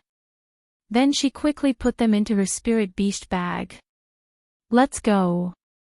Zishang quickly ran over to Yunjoga with Ah Hui on his shoulder. Behind him was a large group of beastmen puppets. Countless crossbow bolts were shot at him, but they were all sent flying by his sleeves. Put them away. Yunjoga threw the spirit beast bag to Zishang and followed him outside. What happened?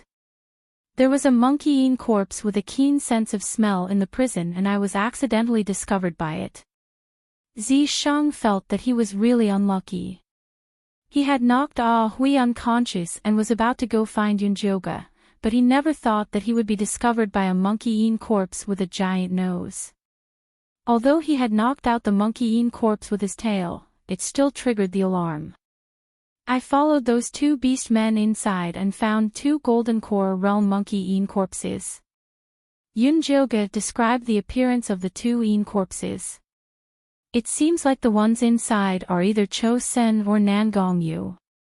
Should we go find them? Zishang was a bit moved. Save it, can you beat them? Yunjoga said as he sent a leopard puppet flying.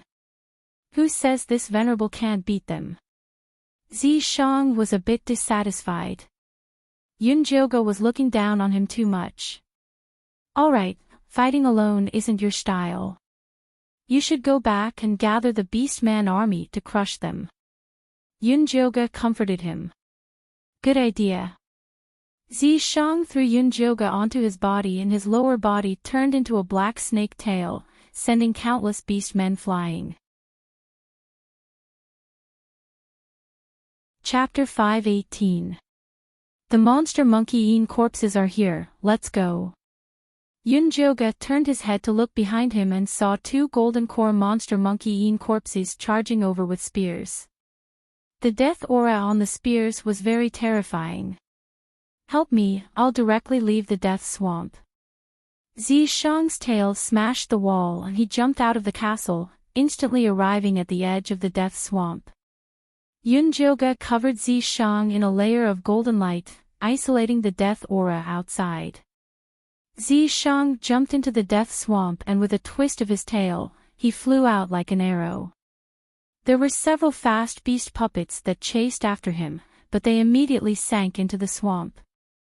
The monster monkey corpses looked at Yunjoga and Zishang flying away, pounding their chests as they let out angry roars. Behind the gray stone door, Cho Sen, who was studying the golden beast puppets, looked up when he heard the commotion. He called the monster monkey corpses in and after communicating with them, he found out that a woman and a snake person had come in to cause destruction. "Yunjoga, right?" Chosen suddenly laughed, his left eye was dark and strange. "So what if you are the reincarnation of a goddess? No one can stop our otherworldly demon race from starting a great journey." After Yunjoga and Zishang charged out of the death swamp, they wildly ran for another hour. After confirming that the beast puppets would not chase them, they let out a sigh of relief. "We have to find a safe place to stay as soon as possible." Yunjoga looked at the darkening sky and his heart began to sink. The night in the secret realm was very dangerous, the death aura would spread very quickly. Other than the deformed dead beasts, no other animals would dare come out. Even if Yunjoga had divine energy protecting his body, he would not dare try it. Zishang looked at the incomparably empty field. He was afraid that it would be hard to find a safe cave before nightfall, so it would be better to make a hole here. He raised his hand and pressed down on the ground. Gray Chi came out of his palm and drilled into the ground. A round hole immediately appeared in front of Yunjoga. "All right." Zishang held Yunjoga and jumped down. He sealed the hole and there was no trace of them in the field. "You used surely quite thoroughly." Yunjoga looked around the empty basement in front of him. Everything was made from energy. Equivalent exchange, Fan Yin's favor is very valuable. If it wasn't for the special circumstances, Zishang wouldn't have wanted to sell it to surely. It was too cheap for them to help build the city. "How did Fan Yin owe you a favor?" In Yunjoga's impression, the handsome monk was always dignified and solemn. He could not even crack a joke. How could he owe Zishang a favor? "I told him that you wanted to take him into your harem, which made me feel very embarrassed. He felt that he owed me a favor." Zishang said rather evilly. "I never thought of taking him in, okay?" Yunjoga glared at him. No matter how bad he was in his previous life, he still had a bottom line. "I know, I purposely tricked him." Zishang purposely made Fan Yin owe him a favor so that he could torment him in the future. "You are so despicable." Zishang dared to use her. Yuling was right about him. "Thank you for the compliment." Zishang smiled. He was such a despicable person, and he felt very honored. "Release Ash. I want to ask him what's going on." Yunjoga decided to interrogate the traitor first. Zishang then released Ah Hui. Ash's usually cold face was very sluggish. He looked at Yunjoga in a daze. It was obvious that he was being controlled. Yunjoga opened her spirit eye and saw that his mind was filled with a ball of thick gray gas. Why is it like this? Previously, when Yunjoga had examined Ah Hui, he had not been controlled. Why did he suddenly erupt? Could it be that the demonic qi was so well hidden that even her spirit eye was fooled? Could it be because of this? Zishang gestured for Yunjoga to look at Ash's back. There was a bloody hole there. It was caused by the Knoll's crossbow. Yunjoga suddenly thought of the special gray arrowhead of the Knoll. She took out the arrowhead from her storage bag. Zishang released energy at the arrowhead. The arrowhead immediately turned into black and red demonic energy. With a whoosh, it burrowed into Ash's wound. After Yunjoga used her god power to extinguish the demonic energy, she asked Zishang, where did they get so many demonic stones? Why didn't the Naga race use these arrowheads before? If the Naga race also used these arrowheads, the Eaglemen race would have been wiped out. It probably has to do with the user's physique. The knoll is already a puppet, so it can make use of the demonic stones. However, the demonic stones shouldn't be able to turn the beastmen into puppets. They must have used other methods, such as the Gaga grass, to turn the beastmen into puppets. Only then can they make use of the demonic stones. Zishang gave his conjecture. It's getting more and more troublesome. Yunjoga sighed. She kept Ash in her spiritual beast bag and released the leopard youth and the lizard man. These two were even more wooden than Ash. Their bodies were covered in gray gas, just like the knoll. If Yunjoga hadn't seen them speak, she would have thought that they had become puppets. She injected her god power into the chests of the two beastmen. The two beastmen's bodies glowed with a golden light, slowly dispersing the demonic energy in their heads. Then, they opened their eyes. It's you. The leopard youth instantly recognized Yunjoga. Where is this? The lizard man looked at the earthy yellow basement warily. It's safe here. You've already escaped from the death swamp, Yunjoga said calmly. Zishang hid her breath and hid in the shadows. You rescued us. The leopard youth had a look of disbelief. This woman could actually pass through the death swamp and Grey Castle. She was too powerful. That's right. What are your names? Why did you go to Grey Castle? What happened there? What's behind that patterned door? Yunjoga fired off a barrage of questions. The leopard youth glanced at the lizard man. When he saw the lizard man nod, he slowly said, I'm Flowery, and he's Big Ear. We were captured and brought to Grey Castle. Behind the door is a man called Cho Sr. It turned out that Xiao Hua and Big Ear were the first batch of beastmen to seek refuge with the Oracle. After receiving the Oracle's order to capture Yunjoga, they had been loitering at the entrance of the secret land. After Yunjoga escaped with Dummy that day, they planned to go back and report to the Oracle. They didn't expect to be recruited by Cho Sen to come to the Death Swamp and help him capture beastmen who could transform into beasts. Is the Cho Sen you're talking about a man who looks like a 5-year-old child? Yunjoga asked. No, Cho Sen is a tall and handsome man who looks very gloomy and scary. Big Ear shook his head. Did Cho Sen lift the curse? Yunjoga thought for a moment, then asked, why did Cho Sen capture beastmen who can transform into beasts? Chapter 5:19. He kept those beastmen in cages behind the door and drank their blood every day. Little Blossom shuddered at the thought. You too can transform too. Why doesn't Cho Sen drink your blood? Yunjoga was confused. These two beastmen were definitely high-quality products. How do you know we can transform? You're wrong. We can't. Little Blossom and Big Ear said at the same time. You don't have to lie to me. My eyes can see the golden light on your bodies. Yunjoga nodded at his eyes, then pointed at Little Blossom's chest and Big Ear's ears. Your golden light is here. Little Blossom and Big Ear's faces tensed up. The next moment, they suddenly attacked Yunjoga. But before they could get close to Yunjoga, they were sent flying by a strong force. They slammed into the wall. Behave, or I'll break your necks. Zishang cracked his knuckles as he walked out of the shadows. He stood beside Yunjoga like an unshakable mountain. Little Blossom and Big Ear looked at him with complicated expressions. That attack just now made them know that this man was very strong. There was no way they could win. Don't be too nervous. I mean you no harm. The demonic air is everywhere. Only the golden light can save you beastmen. Do you know where the golden light on your bodies came from? Yunjoga asked directly. We don't know where the golden light on our bodies came from either. Little Blossom and Big Ear shook their heads at the same time.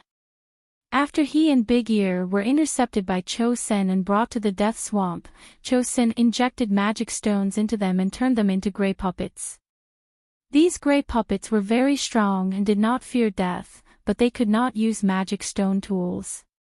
The second day after Little Blossom and Big Ear became puppets, they awoke to the golden light and regained consciousness, so he could not provide any useful clues. If you think of any clues, tell me immediately.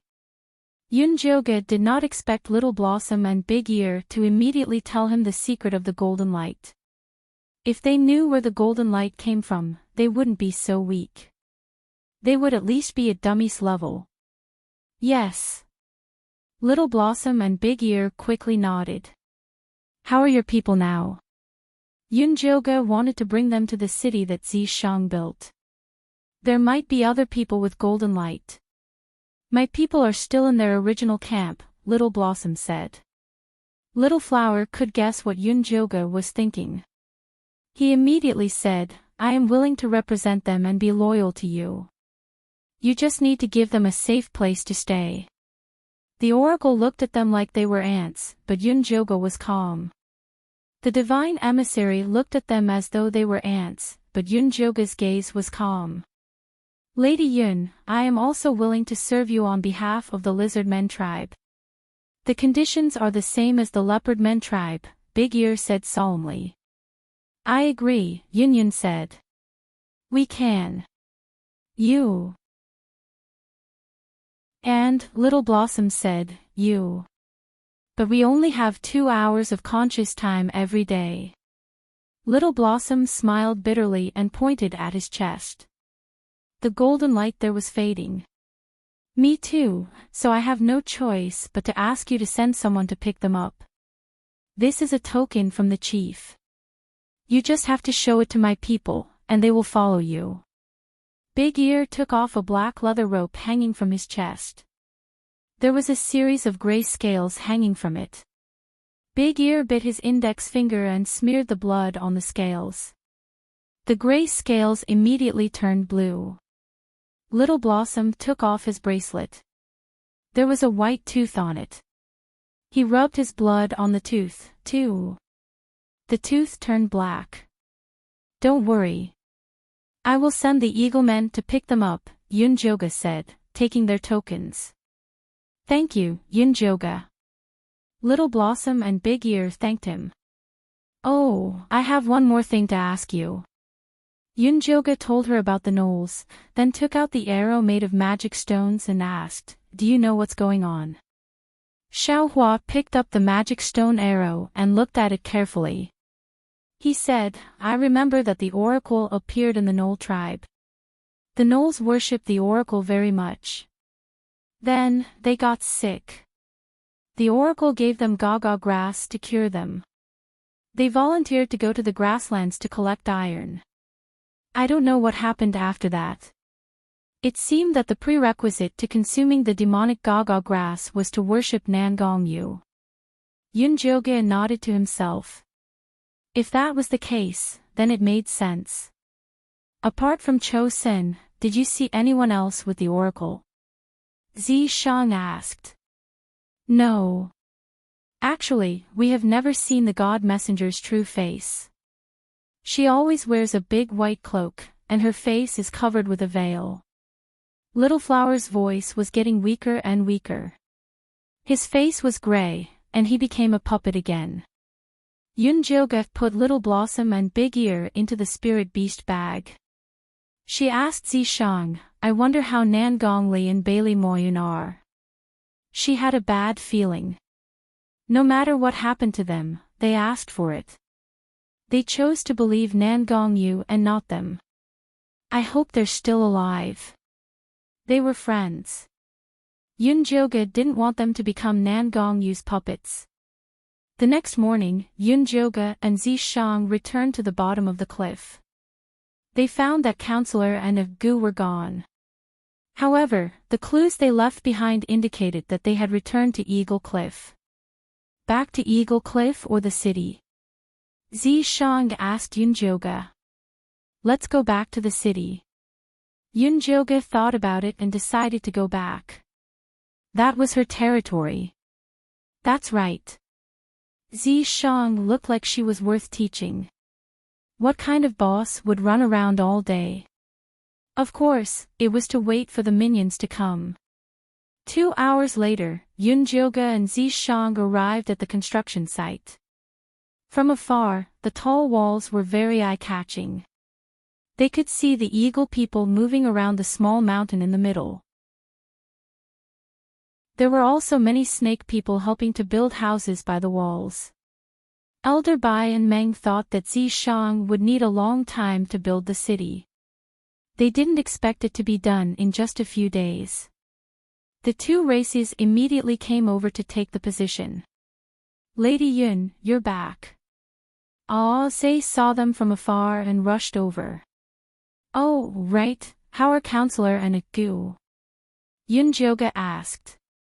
They're fine. They're recovering at Eagle Cliff. Did you catch Hui, that traitor? Ah Se asked excitedly. I did. Are Elder Bai and Meng here? Yunjoga asked. They're all in the mountains. I'll take you there. Ah Se said. No need. Go back and tell Elder Bai and Meng to gather all the orcs. I have something to say to them. Yunjoga decided to gather everyone and tell them about the gnolls. Okay, I'll go now. Ah Se flapped his wings and flew back. Chapter 520. Yunjoga was just about to enter the city when Zishang pulled her hand and pointed to a stone tablet not far away. He smiled and said, Yin surely is quite considerate.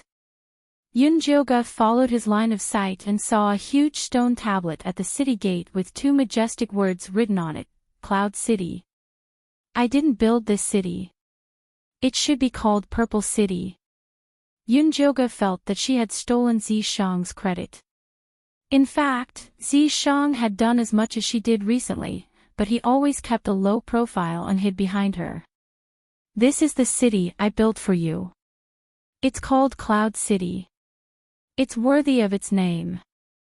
Zishang smiled. If it wasn't for Yunjoga's kindness, he wouldn't have cared about the lives of these beastmen and wouldn't have helped them like this. Cloud City it is. It was just a title. Yunjoga wouldn't be hypocritical and push it around with Zishang. The two of them walked into the city together and saw Elder Bai walking over with the little eagle man, Shui. Miss Yun, I heard you caught Ash. Is he really a traitor? Elder White didn't believe that Ash would betray the eagle men. However, if Ash really did something wrong, he hoped to settle it privately. Aqua didn't speak.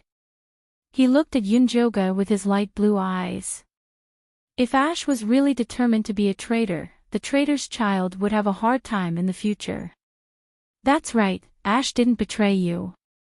All of this was caused by God's messenger. Later, I will explain this matter clearly in front of everyone. Yunjoga touched Aqua's head and gave him a cherry pill. Thank you. Aqua's eyes lit up when he saw this beautiful pill. He decided to give it to his father. That's great. Oh right, the bull-headed and centaur tribes have come to us. They're in the plaza now. Elder White was completely relieved. He knew the eagle men wouldn't have cowards. They've all moved here. Yunjoga didn't expect Elder White to act so quickly. That's right. We brought food and moss to the centaurs and ox-headed tribes, and they moved over without hesitation. Serene Shirley has already divided the area for them, and they've already started planting herbivorous grass and moss, Elder White said with a face full of confidence. That's right. Actually, the Oxmen and Centaurs didn't fully believe it at first. But after discovering that the land was actually alive, they didn't hesitate to move over. You've done very well. Take me to them. Yunjoga needed to get to know the first group of herbivorous orcs that sought refuge with him. They're at the plaza. I'll take you there. Elder Bai brought Yunjoga to the plaza. The square was very simple, and there was only a high platform in the middle. At this time, the high platform was surrounded by beastmen. There were eaglemen, nagas, centaurs, and oxmen all gathered together. When he saw Yunjoga and Zishang, he immediately cheered, Lady Yun, Lord Yi. The other orcs cheered as well, as if they were welcoming a triumphant hero. Yunjoga raised his hand to greet them with a reserved smile, then walked in front of the centaurs and ox-headed tribes. The leader of the centaurs was called Mang, and the leader of the ox-headed tribes was called Blackhorn.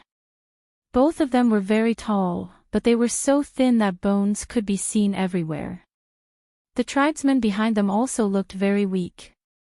It was said that after the two tribes refused to submit to Sir Divine Envoy, they started to get sick and had no strength left in their bodies. Moreover, they couldn't eat ordinary plants, and could only eat the most tender and clean grass. But how could there be clean grass in this wasteland? The food that Elder Bai brought solved their predicament, so they made up their minds to come over and seek refuge. At worst, they would just die, but at least they could die with Yunjoga as ghosts. Don't worry and stay here. I won't mistreat you. Yunjoga simply said a few words to them, then went to the high platform in the plaza with Zishang. Zishang stood behind Yunjoga. His tall figure was like a mountain, and a sharp and dangerous aura spread in the air, as if it wanted to steal the air away. The beastmen surrounding the high platform all tensed up, looking at Zishang with eyes full of fear. It was only when Yunjoga spoke that the suffocating atmosphere was broken. I believe that Elder Bai and Chief Meng have already told you about the demonic aura. You must have a lot of questions in your hearts. Today, I will explain it to you all. Yunjoga didn't waste any time and directly released the Knoll and Ash. She then told them about how Nangongyu released the strange disease, used the Gaga grass to demonize the Knoll, and made the magic stone weapon to pollute Ash. The beastmen were in an uproar. The centaurs and ox-headed tribes' faces were ashen. Their tribes were also sick before. If it wasn't for the eaglemen coming to help them, they would have ended up like the Knoll. Miss Yun, can they still be saved? What if they get the strange disease? Mang and Blackhorn asked at the same time. I haven't found a way to save them yet. However, you don't have to be afraid of the strange disease. It's because your bodies are too weak to resist the death aura. As long as you have a full stomach, you will be able to resist it. Yunjoga didn't mention that the golden light could dispel the demonic aura. This kind of thing was only suitable for private research. Then what should we do? Will we all become puppets in the end? Blackhorn looked at the Knoll's lifeless eyes. He didn't want to become like that at all. So I need you to move the beastmen of the other tribes into Cloud City as soon as possible. You beastmen have no resistance to the demonic aura. It will only get more and more dangerous outside, Yunjoga said. Nangong, you must have taken control of many tribes. He had to save them as soon as possible. The Boer people next door also got the strange disease. I will go find them tomorrow, Blackhorn said quickly. The Boer people were too arrogant and didn't believe Elder Bai's words, so they didn't follow them. Next, I will research a new way to dispel the demonic aura. If you need anything, you can go find Elder Bai and Chief Meng. They will be in charge of everything in and out of the city. Yunjoga called Elder Bai and Meng over. The two beast men held their heads high and were very proud. They felt that the wisest decision in their lives was to seek refuge with Yunjoga. I will leave the matters of Cloud City to you. If there's anything you don't understand, ask me. Yunjoga finished speaking and left the small plaza. The most important thing now was to find out the secret of the golden light and absorb it before Nangong Yu did. Why don't you take the opportunity to find Li Wei? Zi Shang didn't understand. He felt that Yunjoga was wasting too much time on saving these beast men. I did a divination a while ago and found that Li Wei is currently very safe. We don't need to go find him. He will appear when he needs to.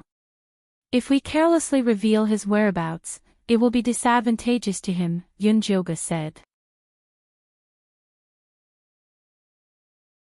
Chapter 521. You mean, Nangong Yu and Chosin don't know Li Wei is here? Zi Shang raised a brow. They will only think that Yun Wei is here. Other than Yunjoga and Zi Shang, no one else knew that Yun Wei was Li Wei's reincarnation.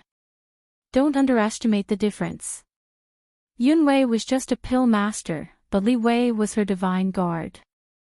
Nangong Yu would make a wrong judgment if she didn't know his true identity. This was the best protection for Li Wei. If Yunjoga went to find Li Wei openly, it would help Nangong Yu set a direction. I see. Zi Shang was very confident in Yunjoga's divination skills. Yunjoga and Zi Shang came to an empty house and let Gua and the rabbit elder out. He wanted to check if they were injured. However, the rabbit elder said angrily, "You lied to us." I didn't. You should have heard what I said at the square. Oh, we didn't capture you on purpose. Yunjoga felt helpless. These rabbits were really sensitive and suspicious. The slightest movement could make them flip out. You said you would save our people. Where are they now? The rabbit elder pressed. Here. Yunjoga let the rabbit leader out. Leader. Elder. The two old rabbits hugged each other and started crying. They didn't look wise at all. Miss Yun, how's it go? Gua ran to Yunjoga and asked with red eyes. When she was captured, she only saw Gu fall to the bottom of the cliff with heavy injuries. He's fine. He's recovering at Eagle Cliff. If you want to see him, I'll get Zhe to send you there. Yunjoga said while checking Gua's pulse. Luckily, Gua was very healthy and the baby was fine. Gua looked at the leader and the elder hesitantly and shook her head. I'll go see a Gu later. The elder had a huge misunderstanding about Miss Yun. She was worried that the elder would leave with his people in a fit of anger. She could stay and persuade them. Yunjoga looked at the rabbit leader and elder who were hugging each other and said, If you don't want to stay, I won't force you. Find Elder Bai if you have any problems.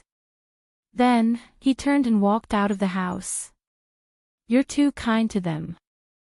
Zi Shang's expression was a little displeased. Those rabbits didn't know what was good for them, so they should be locked up and taught a lesson. Or they could be directly used for research.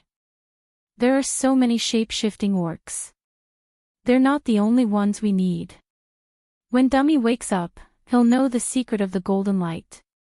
If the rabbit tribe was the only answer, Yunjoga would harden her heart and deal with them, but she didn't want to be the bad guy right now. All right. Zi Shang had originally wanted to secretly make the rabbit tribe suffer a little. Now that he saw that Yunjoga really didn't care about it at all, he dispelled that thought. Yunjoga came to the guest hall and ordered Zhe, call Elder Bai over. Yes. Zhe nodded and called Elder Bai over. Miss Yun, have you rescued the rabbit tribe? Elder Bai asked as soon as she sat down. The military counselor had already told her that Guo could transform. He really hoped that Yunjoga could find the secret of the golden light from the rabbit tribe. That way, the orc race would be saved. Yes, but they don't know the secret of the golden light. We can only wait for Dummy to wake up to know the answer. Yunjoga was worried that Elder Bai would harm the rabbit tribe, so she helped them. It seems we still have to rely on our prince. Elder Bai felt it was a pity, but for some reason, he felt proud. That's right, we can only rely on him. Yunjoga's affirmation made Elder Bai even more proud. By the way, the Divine Messenger has already set up a secret base in the Death Swamp to capture shape-shifting orcs everywhere. You must speed up the rescue operation. Also, send people to escort the Leopard Tribe and Lizard Tribe back. Yunjoga took out Little Flower and Big Ear's keepsakes. Yes. Elder Bai took the keepsakes solemnly and began to think about how to complete this mission. This was different from taking back the Centaur tribe and the Ox-Human tribe. This was a mission personally issued by Yunjoga. If he couldn't complete it perfectly, it would be troublesome. Yunjoga sent Elder Bai away and was about to rest when she heard Aze say that the rabbit tribe's leader and elder wanted to see her. Let them in. Yunjoga nodded. These rabbits discussed very quickly. Lady Yun, we've decided. We hope to stay in Yun City, the rabbit tribe's leader and elder said respectfully to Yunjoga. Sure, I'll tell Meng to arrange it for you. Yunjoga was letting Elder Bai lead the Eagle tribe against the outside world and Meng lead the Serpent tribe against the inside world. This was their reward for joining him first. Lady Yun, I was too emotional before and was disrespectful to you. Please forgive me, the rabbit tribe's leader said guiltily. It's nothing, I can understand. Yunjoga then put on a look that said, what else do you want? The rabbit tribe's leader and elder glanced at each other. Then, the rabbit tribe's leader walked up and said to Yunjoga, you asked about the origin of the golden light in our bodies. I thought about it and remembered that the ancestors left some clues. What clues? Yunjoga raised an eyebrow. These rabbits were indeed hiding something. Lady Yun, before I tell you this clue, I hope that you can fulfill a few small requests of our rabbit tribe, the tribe's leader said bravely.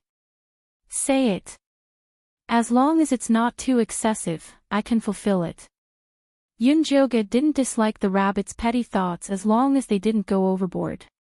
First, I hope that you can choose a suitable base in the city, the tribe's leader said carefully. You can only choose a base that hasn't been occupied. Yunjoga wouldn't chase away other beastmen for them. Of course, the tribe's leader said hurriedly. Alright, what's the second request? Yunjoga saw that the tribe's leader didn't look like an idiot. He probably wouldn't make any ridiculous requests. Second, I hope that you can accept Demeng as your guard. He's the strongest warrior of our rabbit tribe and also the fastest beastman in transformation. With him around, your safety will be guaranteed. The rabbit tribe's leader spoke of Demeng proudly. Sure. Yunjoga nodded. Demeng's male rabbit looked quite strong. Lady Yun, you are so generous. I thank you on behalf of the rabbit tribe. The rabbit tribe's leader knew when to stop. You only have these two requests. Yunjoga was very surprised. These were just two small requests. Even if they didn't use the clues about the golden light, she would still agree. Chapter 522. Yes, that's all. The leader nodded. Of course, she wanted more, but greedy rabbits didn't make people like them. I can give you two more requests. Tell me when you think of them. Yunjoga didn't want to take advantage of these two rabbits. Thank you for your kindness. The leader of the rabbits was happy. She knew Yunjoga was a generous person. She wouldn't lose out if she followed him. Okay, now tell me what the clue is, Yunjoga said. It's blood, the leader of the rabbits said seriously. Blood? Yunjoga immediately thought of what Little Flower had said. Cho Sen had captured the orcs and locked them in cages to drink their blood. Could drinking blood absorb the power of the golden light? If that was true, wasn't the leader of the rabbits afraid that he would eat them? Yes, it's our blood. After we give birth to our children, we feed them a little of our blood to stimulate their strength. However, this method only works on our people. It doesn't work on other beast men, including the other group of rabbit people. The rabbit chief was gambling that Yunjoga wouldn't hurt them by revealing this secret. I need some of your blood to prove this. Yunjoga didn't think the rabbits were lying, but he still had to verify it. Of course, you can take mine, the leader of the rabbits said. No, take mine. The rabbit elder, who hadn't said anything, walked forward. Her red eyes looked at Yunjoga and said, if you need, I can stay by your side and let you examine me. You don't have to be so nervous. You aren't the only orcs that can transform. Yunjoga told them about Little Flower and Big Ear. He wanted the rabbit people to relax. I didn't expect Little Flower and Big Ear to have the golden light. It looks like the secret of the golden light is deep. The leader of the rabbits and the elder knew Little Flower and Big Ear. They relaxed when they heard they had companions. You can take the blood yourself. I want the blood of all of your people. I don't need too much. 1 bottle is enough for each of you. Yunjoga took out a few hundred transparent crystal bottles that were the size of a thumb. He said, remember to write the names on the bottles. Don't confuse them. Yes. The rabbit elder and the leader took the bottles and left respectfully. After the two left Yunjoga's house, they sighed in relief. They were both glad that they had survived. Telling a secret like this had put a lot of pressure on them. Luckily, Yunjoga's reaction was within their expectations. I hope we weren't wrong. The rabbit elder laughed bitterly. She was a pessimist by nature, so this kind of adventure did not suit her. However, she had no other choice. She had just walked around with the elder and was stunned by the majestic castle. She had just gone out for a stroll with the elder and was stunned by this majestic castle. Without a doubt, this kind of castle would become the beastman's reliance to resist the cold, hunger and death. Currently, the eaglemen and nagas had already gained a foothold in the castle, while the centaurs and oxmen had arrived earlier than them. In the future, they would also be put in an important position. The rabbit tribe was finished. Previously, they had been disrespectful to Yunjoga. Even if they could stay in Cloud City, they would be at the bottom.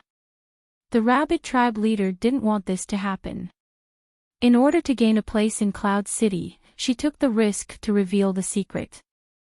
Let's go. Let's choose a base before drawing the blood of our tribesmen. The rabbit chief had already chosen to believe Yunjoga. Thus, he did not think too much about it.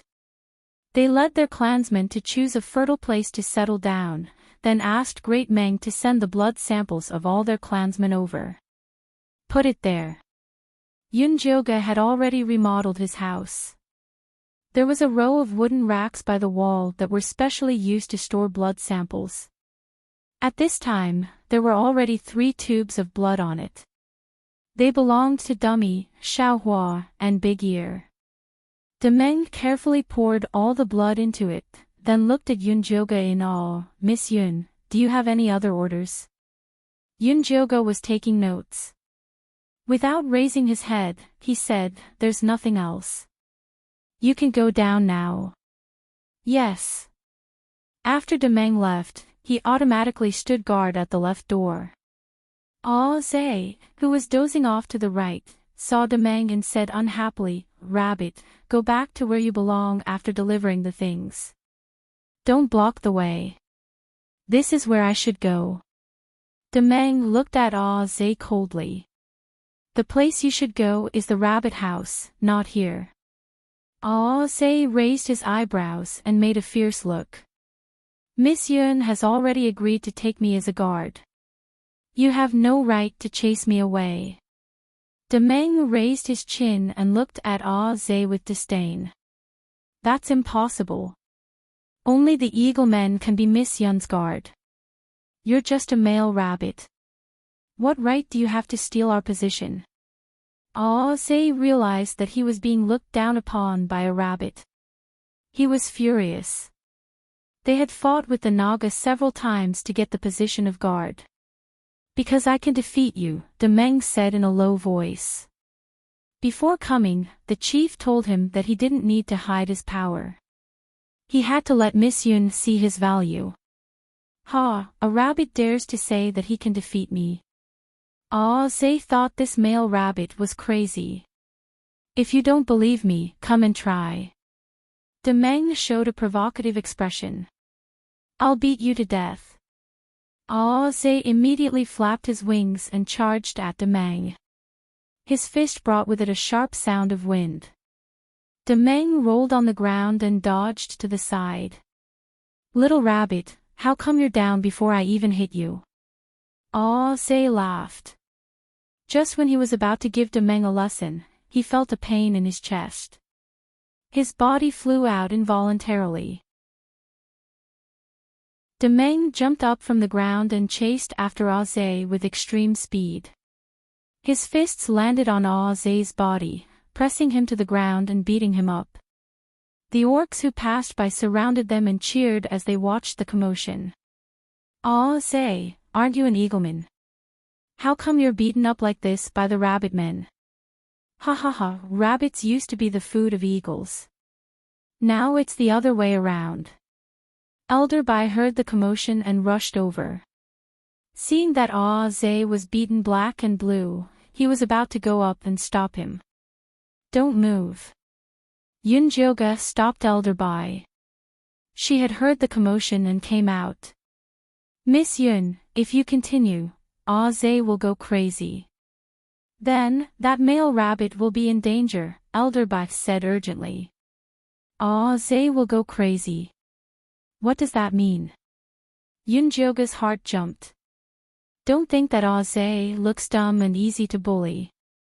When he's really angry, he's very scary.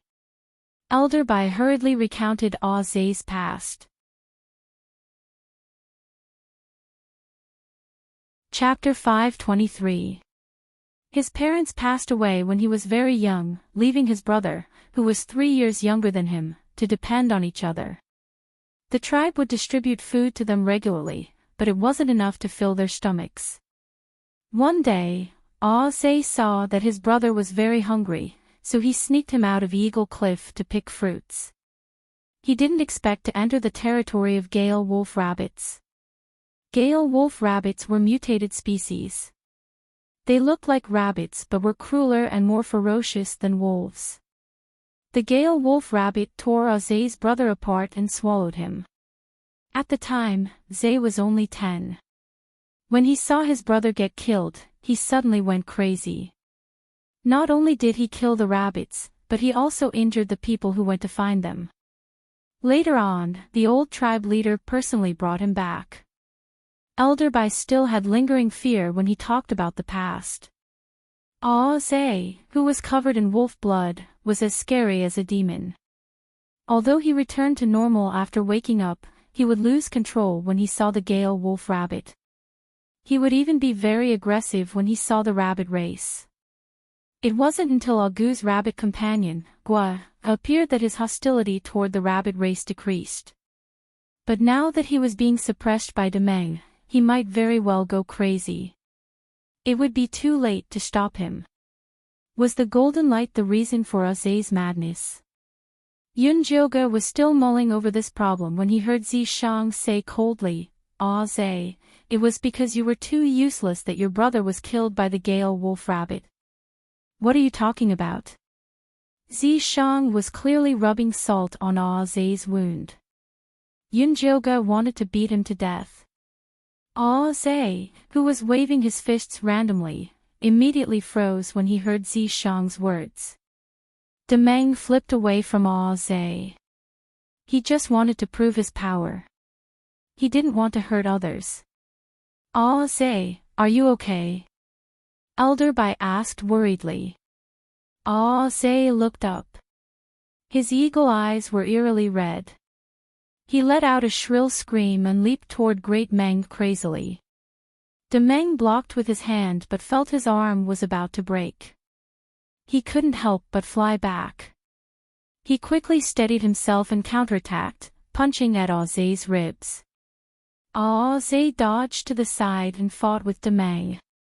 Hurry up and open your spirit eye to check. Zishang urged Yunjoga. I already opened it. Yunjoga opened his spirit eye and found that Zhe's golden light was like a burning flame. The fuel was his life force. Quick, capture Zhe. Yunjoga said urgently. If this continued, Zhe would really go crazy. Zishang immediately stopped Zhe. Zhe struggled with all his might, almost flipping Zhe de Si's sword over. Yunjoga flicked out his moon spirit threads and tied him up. Then, he quickly pricked him with needles to let out his blood. Zhe's meridians were blocked. The golden light gradually faded, but he was unconscious. Is Zhe okay? Elder Bai quickly came over. I'm fine. I just need to rest for a few days. Yunjoga stood up and looked at Demeng. You're injured. Do you want to go back and rest? No need, it's just a superficial wound. Demeng shook his head. The golden light on his body could heal wounds. Zhe was strong, but he didn't deal a fatal injury to him. That's good. Yunjoga took Zhe in to get his blood drawn and let Elder Bai send him back to Eagle Cliff. At this time, Yunjoga had already received 4 blood samples and placed them on the wooden shelves. The Leopard Men race and the Lizard Men race each took charge. The Eagle Men race had 2. The Rabbit Men race had 500. The blood samples of the 4 races were clearly different. The Leopard Men and Lizard Men races' blood was a little gray. It looked like they were slightly infected by devil chi. The Rabbit Men race's blood was very light. Some of it might have been absorbed by their bones, skin, and flesh. Zhe's blood was fiery red. This was a special characteristic of his berserk race. Dummy's blood was the brightest. It was golden and warm. It was also the thickest of all the blood samples. Yunjoga tried to put the Rabbit Men race's blood together with the Eagle Men and Leopard Men race's blood. There was a violent collision between the two. In the end, they melted into a pool of blood. If their blood is incompatible, why did Chosun suck their blood? Zishang asked. Maybe he's practicing some technique that can counteract this effect. Yunjoga guessed. Looks like I still have to drag him out of Grey Castle and ask him. Zishang rubbed his chin. He was thinking about how to attack Grey Castle. First, you have to get rid of the death chi and miasma. This Fei can help. Second, you have to get rid of the puppet orcs. This is a little troublesome, Yunjoga analyzed. Because the puppet orcs were not afraid of death or pain. Ordinary orcs could not do that. Grey Castle should have many magic stone tools. Ordinary orcs could not resist them. In the current situation, we can only make the orcs awaken the golden light as soon as possible. If we can awaken a golden light orc army, then attacking Grey Castle will not be a problem. Zishang thought for a while and said, so far, it seems that there are 3 ways to awaken the orcs. First, blood inheritance. Second, the death of a loved one. Third, life and death. We just have to simulate these 3 situations and throw the orcs in.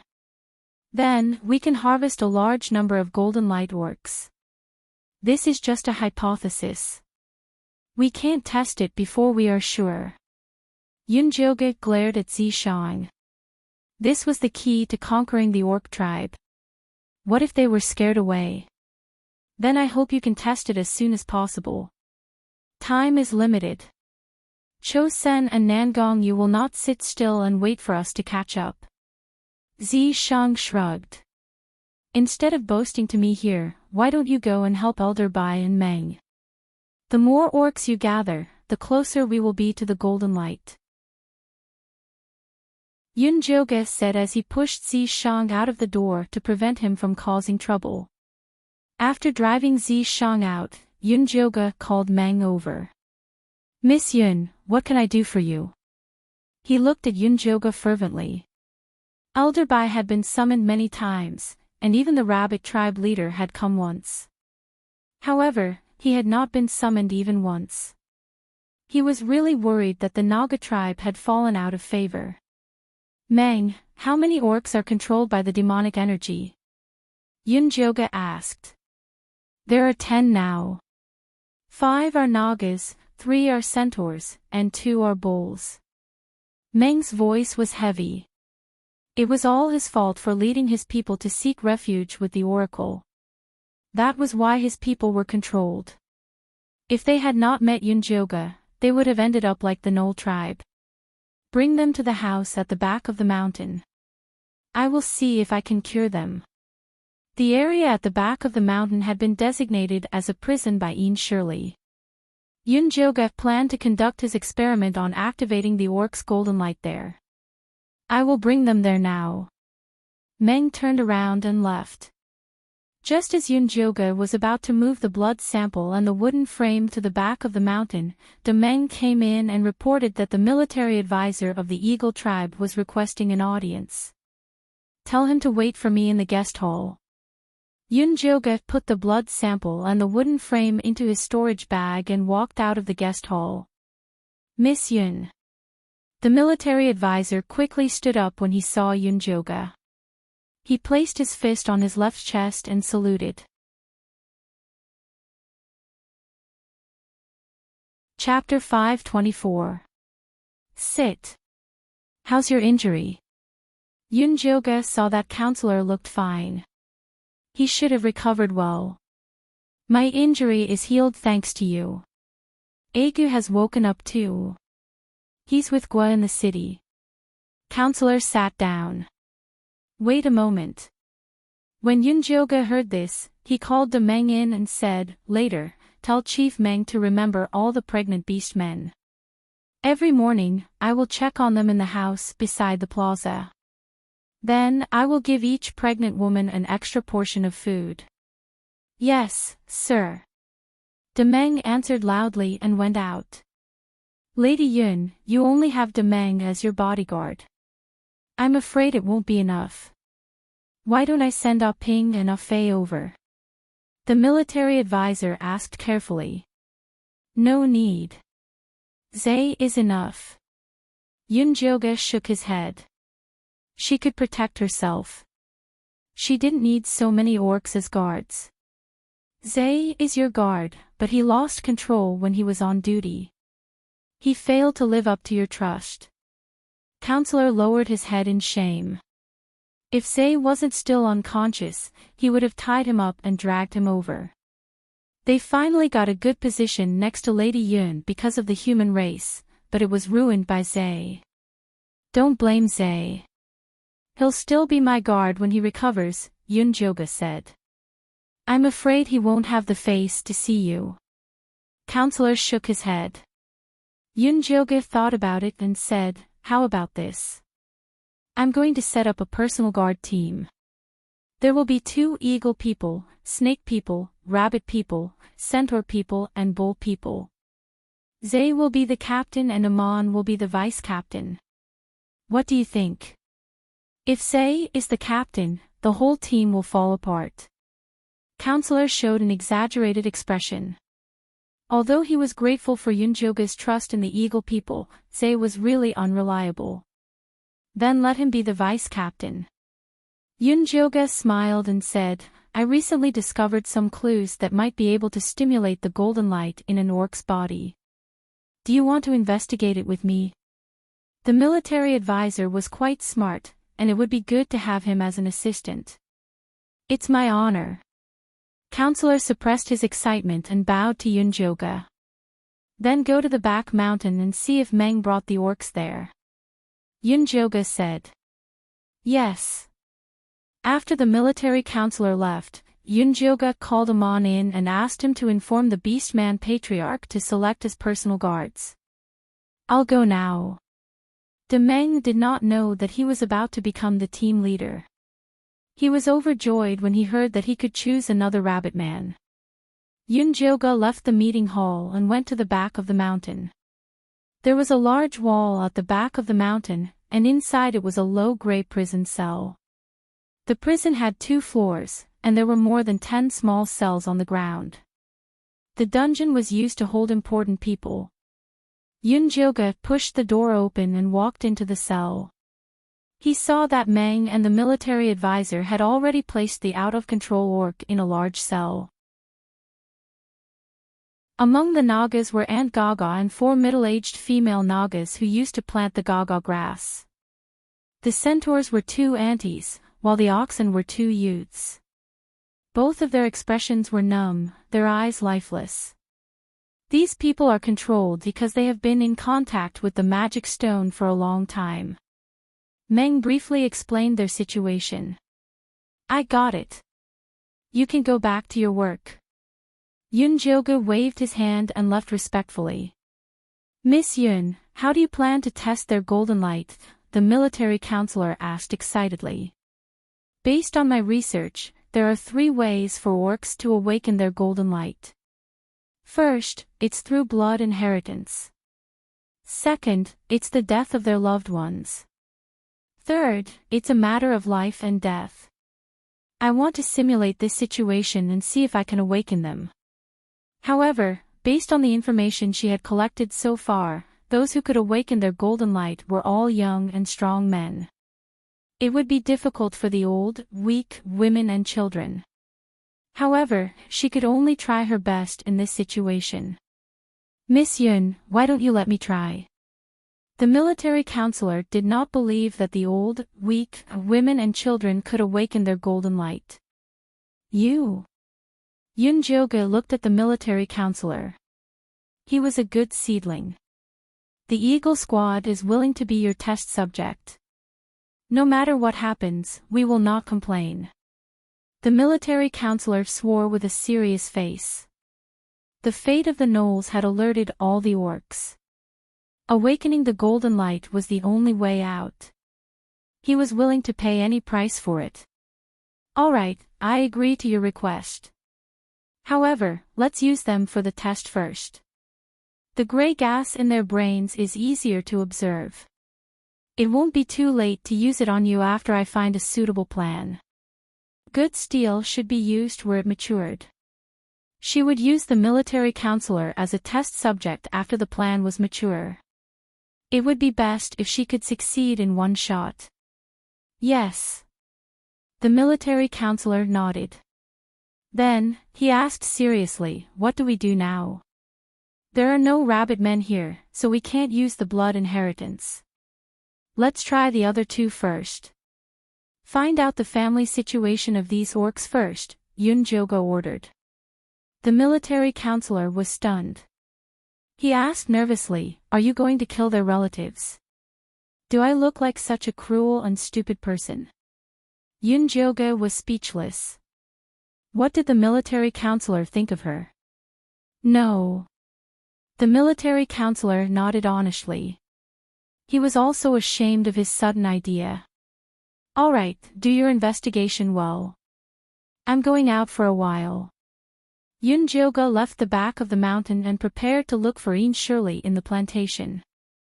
The plantation had expanded for a few more miles. The grey wall divided the vast and fertile land, which would be given to the orcs as their territory. Yunjoga did not walk through the tunnel. Instead, she jumped onto the wall. She looked down from above and saw that the territory of the Naga tribe had already grown large yellow grass. The walls were covered in moss. The Naga tribe had built a row of wooden houses near the entrance. It was said that these houses were personally designed by Ian Shirley. The orcs lived on the upper floors, while the livestock were kept on the lower floors. Now, there were many elk, pheasants, goats, and other wild beasts. These wild beasts wanted to escape at first. Later, when they realized that they could eat and drink here and that it was safe, they succumbed one by one. The large grass and moss in the territory of the horse race and the ox race next door had also started to grow. They also lived in stilted houses. There were also wild beasts downstairs. They were prepared to exchange them with other races in the future. Moreover, because they were herbivores, these wild beasts were very tame. They were much easier to deal with than the Naga tribe. The territory chosen by the rabbit men was at the border of the other races' territories. Although they had only been here for 2 days, rows of stilted houses had already been built. They were really good at planting. The large grass and moss grew faster than the horse race and the ox race. On a sturdy stilted house, Gwa said to a Gu, "If you live here with me, we can raise some wild beasts under the stilted house." "All right, I'll listen to you." Gu was a henpecked man. He would do whatever Gwa said. "Then why are you still standing there? Go and catch them." Gwa patted Gu's wings reproachfully. "I'll go now." Gu immediately flapped his wings and left. He turned into a small black dot in the sky.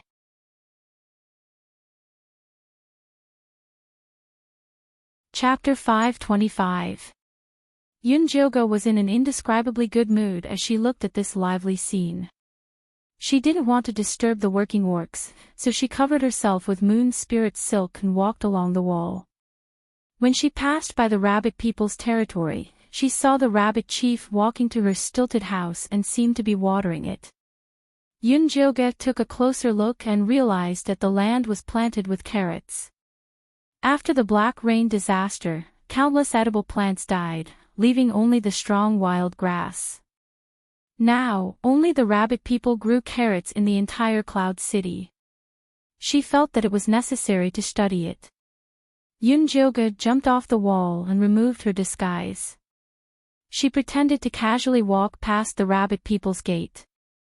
"Miss Yun, why are you here? Come in and sit." Gwa saw her and immediately came out excitedly. The rabbit chief, who had just finished watering, came out and invited Yunjoga to visit. The other busy rabbit people also hurried over and looked at her with respect and admiration. "How are you guys living here?" Yunjoga smiled and walked into the rabbit people's territory. "It's very good here. Thank you for giving us such a safe territory." The rabbit elder was happy from the bottom of her heart. After the black rain disaster, they hadn't felt safe and relaxed like this for a long time. "That's good. You guys go ahead. I'll just have a chat with the chief." Yunjoga waved her hand and let the rabbit people continue with their work. "Miss Yun, this way please." The rabbit chief thought that Yunjoga was looking for her, so she led her to her stilted house. The chief's stilted house was in the corner of the territory. Other than a bunch of dried green carrot leaves hanging at the door, it was no different from the other rabbit people's stilted houses. Yunjoga didn't go upstairs. She walked directly to the first floor. The rabbit chief hurriedly followed and smiled. "This place is dirty and broken. There's nothing to see here." "Really? I think it's good that you're planting carrots here," Yunjoga said with a smile. The rabbit chief was stunned. She smiled calmly. "I really can't hide anything from you. These carrots are planted for the cubs of the tribe to eat. However, they've just been planted. It'll take at least a month for them to grow. If they're successful, I'll send some over for you to try." "How did you plant them?" Yunjoga asked casually. "Just plant it casually. The land here is alive, so it should be able to succeed," the rabbit elder said. Yunjoga took a whiff and immediately frowned. You used blood to plant carrots. The rabbit tribe leader was stunned, unable to reply for a long time. I noticed that the weeds in your territory are growing very well. Don't tell me you guys used your blood to grow them. Yunjoga looked straight into the eyes of the rabbit tribe leader. No. The rabbit chief laughed bitterly and said, We're not blood rabbits. How can we treat our blood as rain and scatter it everywhere? I have no choice. Newborn babies can only eat this. Have you always used blood to plant them? Yunjoga asked. No, it's because we couldn't grow carrots anymore after the black rain, so we used blood to grow them. The rabbit chief shook his head. What about before the black rain disaster? Yunjoga continued asking. At that time, as long as we watered them on time, the carrots would grow. That was why the rabbit chief hated the black rain disaster. How about this? I'll give you a mission. Open up 2 more plots of land to plant carrots. One plot will be watered on time like before, and the other plot will be watered with your feces. Yunjoga wanted to do a test to see if there was any difference between the carrots grown on the 3 plots of land. Won't it be very dirty to use feces on the ground?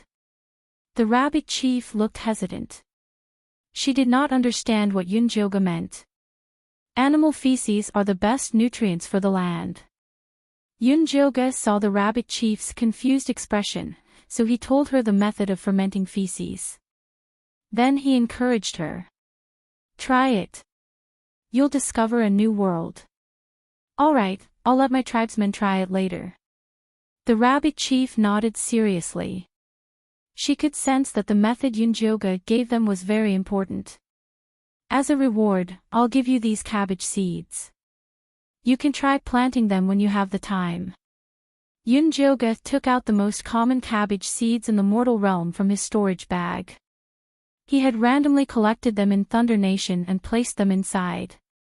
These cabbages were easy to plant and had a high yield. Once they were planted, they would be good food. Thank you, Miss Yun. The rabbit chief took the seeds respectfully and immediately felt that she was valued. She became more friendly to Brother Yunjoga. Don't let anyone know about the blood-bred carrots. Do you understand? Yunjoga warned sternly. If the carrots produced by the rabbit blood had any special effects, then these rabbits must be protected. Otherwise, it would be troublesome. Don't worry, Miss Yun. Only you know about this method. The rabbit chief was not a fool. This carrot field was a secret even in her tribe. No one knew about it except the elders. That's good. Take care of yourself. Your tribesmen still need you. Yunjoga looked at the knife marks hidden under the hide of the rabbit elder. He admired her selfless spirit. The rabbit chief smiled. She was very grateful for Yunjoga's concern. After Yunjoga left under the enthusiastic gaze of the rabbit people, he went to look for Ian Shirley. Ian Shirley was still building a wall with his wife and child. Fei Fei, who was beside him, was working hard to turn a dead land into a living land. Ever since Si Shang took Fei Fei away on the day he built the city, this little black and white butterfly had been working diligently. It had already become a divine beast in the hearts of the orcs. They worshipped it as much as she did. Master, look at how much living land I've made. Fei Fei flapped her wings and flew over when she saw Yunjoga. She looked very proud. Good job. Yunjoga patted Fei Fei's head encouragingly and fed her a few cherry pills. Fei Fei swallowed the cherry pill and went back to work eagerly. She felt a sense of mission now. Opening up a living land meant more food. If she gave it to the orcs, she could save many lives. Miss Yun, why are you here? Ian Shirley walked over after he finished the last brick. His wife and child continued working on the same spot. I want you to help me create an illusion, Yunjoga said straightforwardly. The amount of yin-yang qi I have is enough to build a wall. I'm afraid I can't create an illusion. Yin Shirley frowned. He had been oppressed by Zishang for the past few days. He was about to puke from building a wall. I'll build a formation first. You just have to inject some yin-yang qi into it. It won't take much effort. Yunjoga couldn't bear to part with her divine power. She could only look for Yin Shirley. All right. Yin Shirley was just grumbling. He didn't forget that Fan Yin had given him a mission. He had to listen to all of Yunjoga's orders.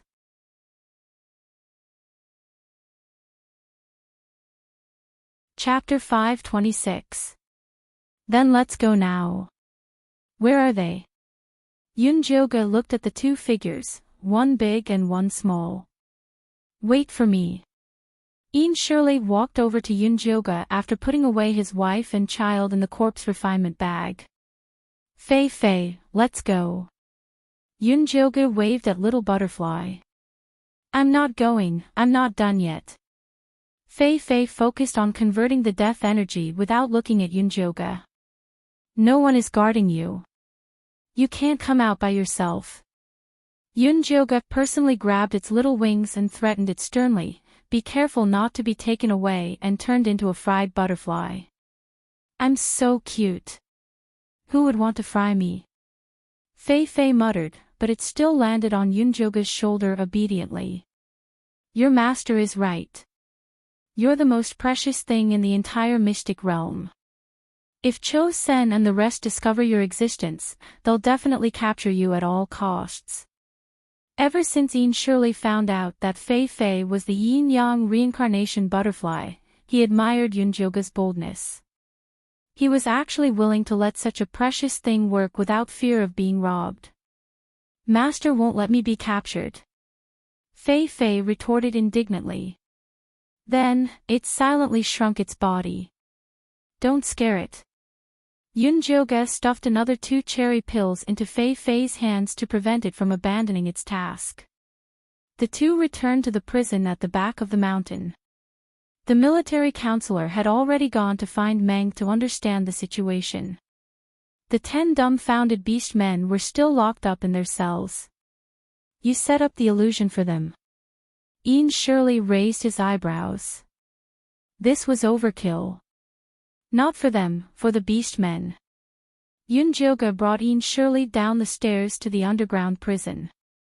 The underground prison was dark and gloomy. There was no light at all. It emitted a damp, moldy, and cold aura. Yunjoga lit a torch and stuck it on the wall. Then, he took out a spirit stone and started setting up a formation. You know the 9 Hells transformation Yin illusion. Yin Shirley widened his eyes in shock.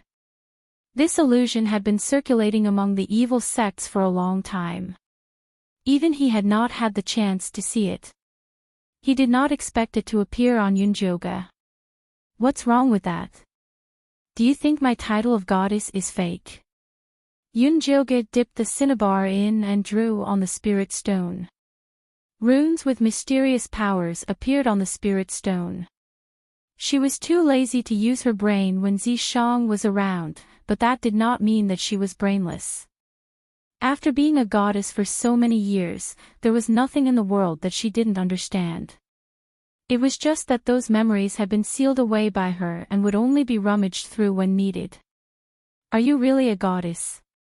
Although Yin Shirley had already guessed Yunjoga's identity, he was still very surprised to hear her admit it. Why? Didn't Fan Yin tell you about me?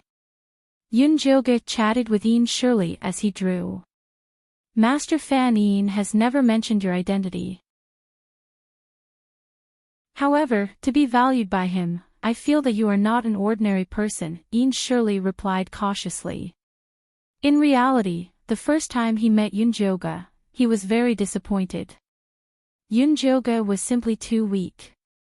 The only thing that stood out about him was his purple deceased sword.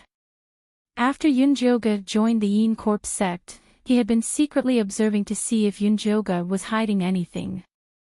After that, Ink Flower, White Bones, and Chosun worked together to force Yunjoga, but Yunjoga still focused on escaping.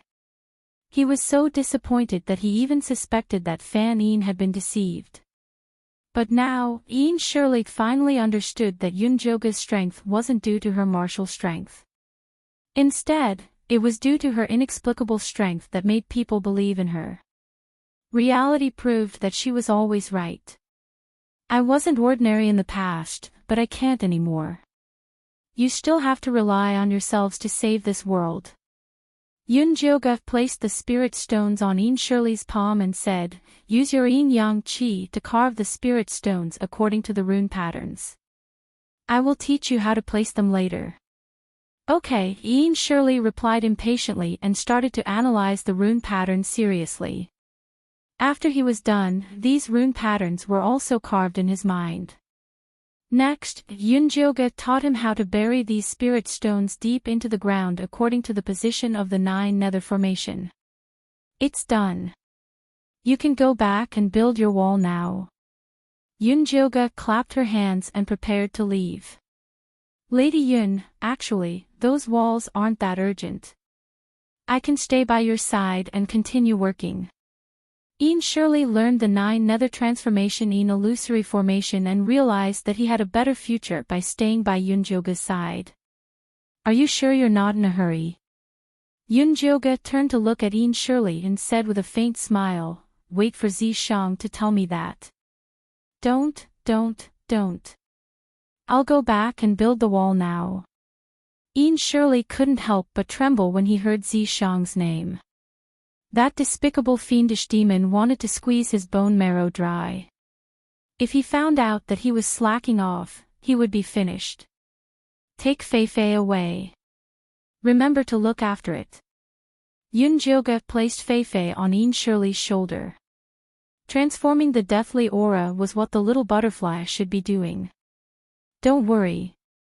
Even if I lose my wife and child, I won't lose it.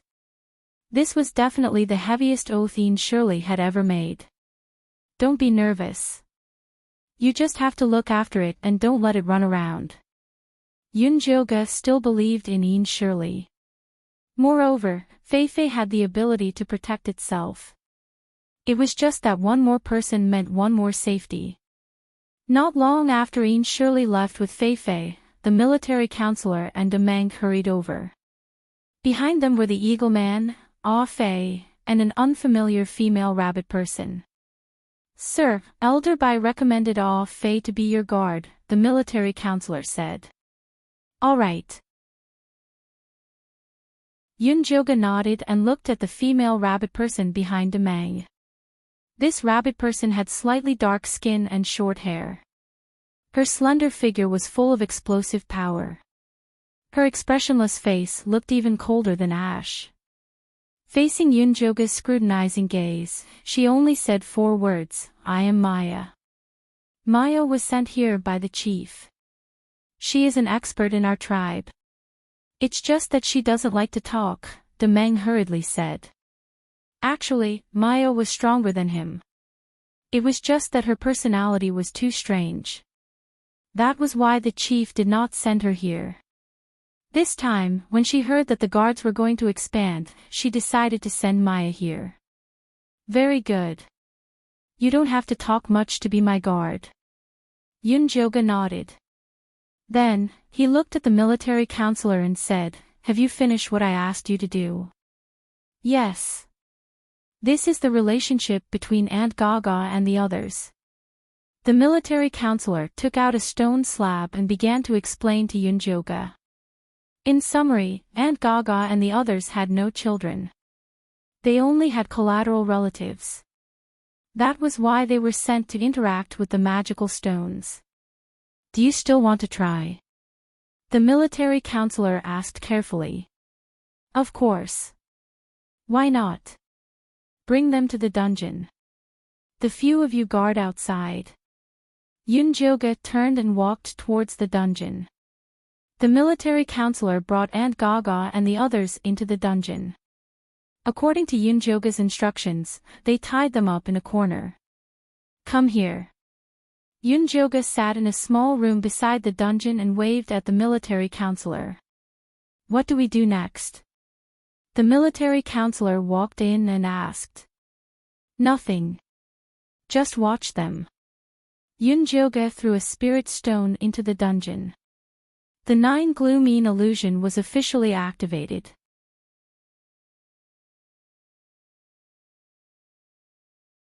Chapter 527. The spirit stone that Yunjoga threw fell to the ground silently. The 9 Nether Shift-in illusion was activated instantly. A faint black fog rose and enveloped Aunt Gaga and the other beastmen. The military advisor opened his eyes wide, trying to see what was going on inside.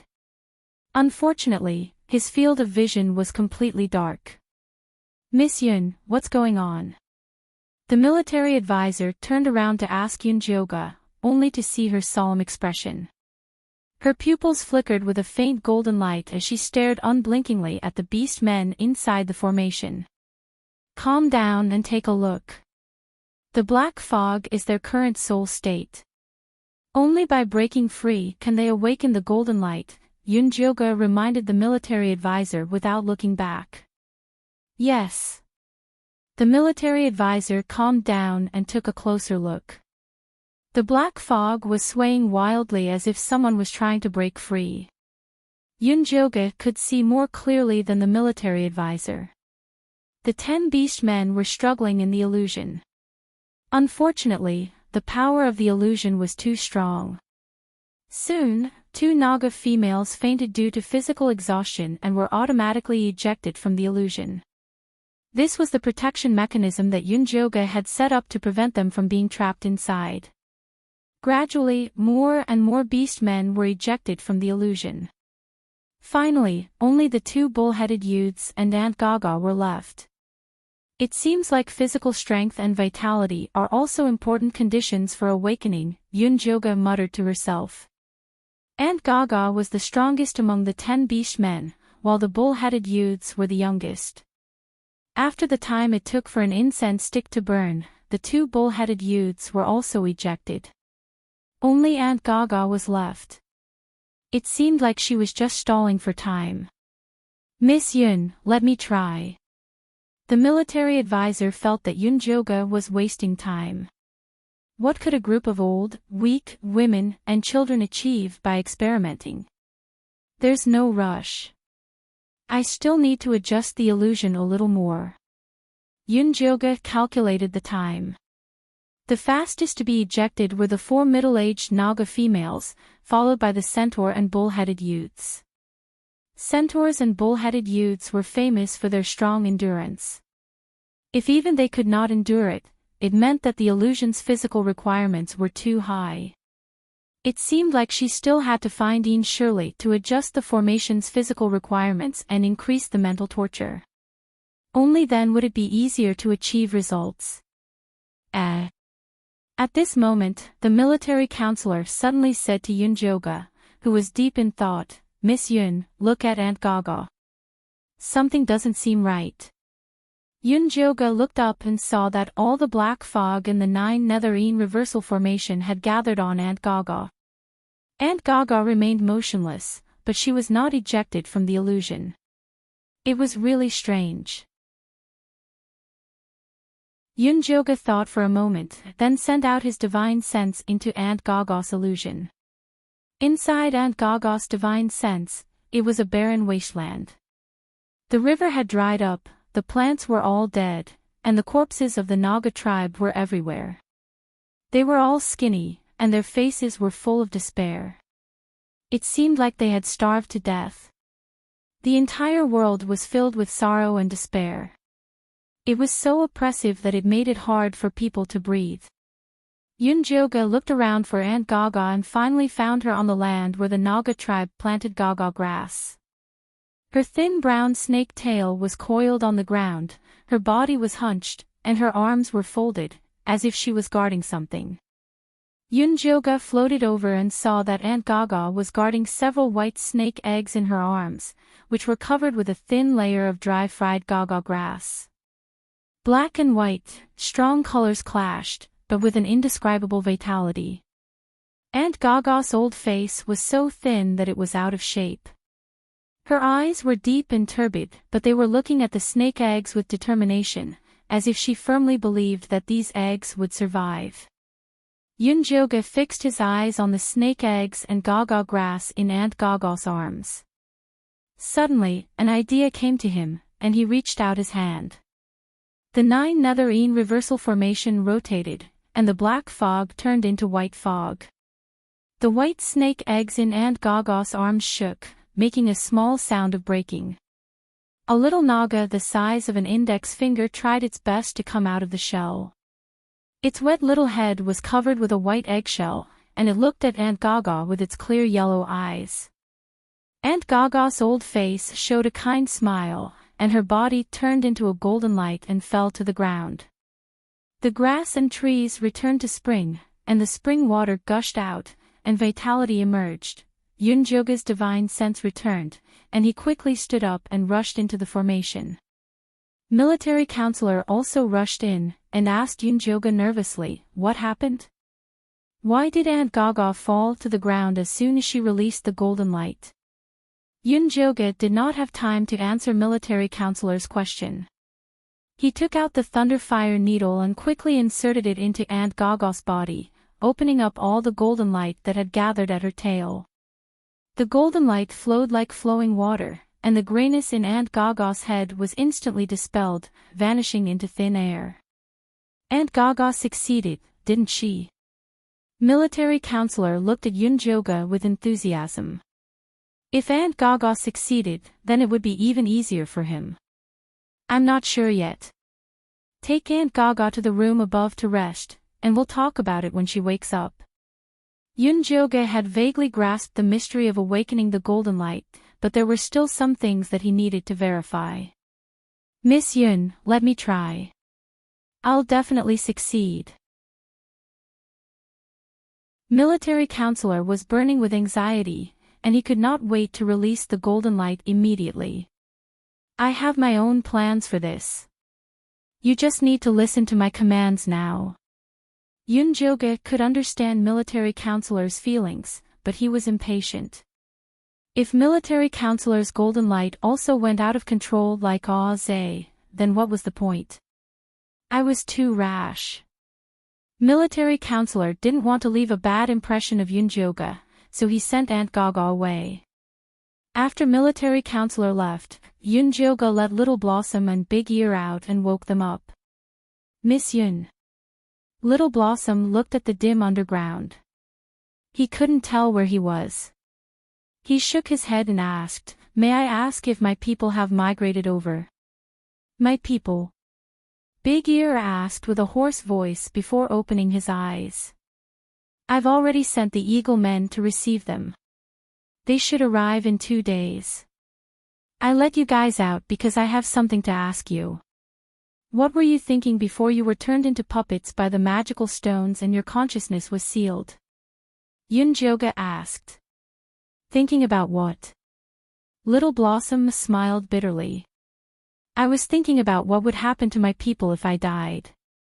I haven't left the tribe leader's keepsake. What about you?" Yunjoga looked at Big Ear. "I just want to go back alive and take them far away from the divine messenger," Big Ear said. As expected. Big Ear and Little Blossom's words confirmed his guess. It was the power of the guardian that awakened them. "Miss Yun, did you let us out because you found a way to get rid of the demonic chi?" Little Blossom asked hopefully.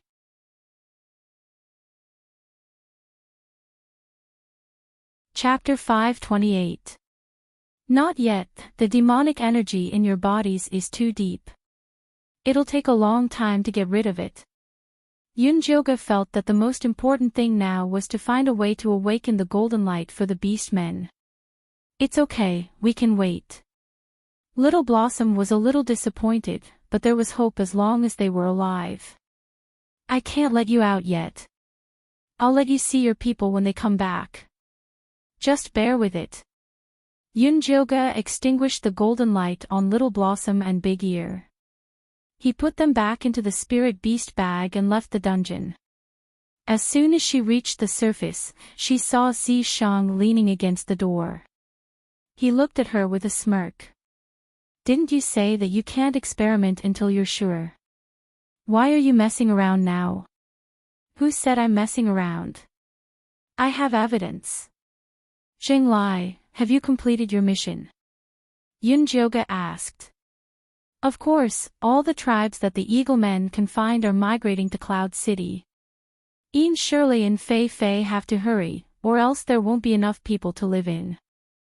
Zishang had used many methods to complete his mission quickly.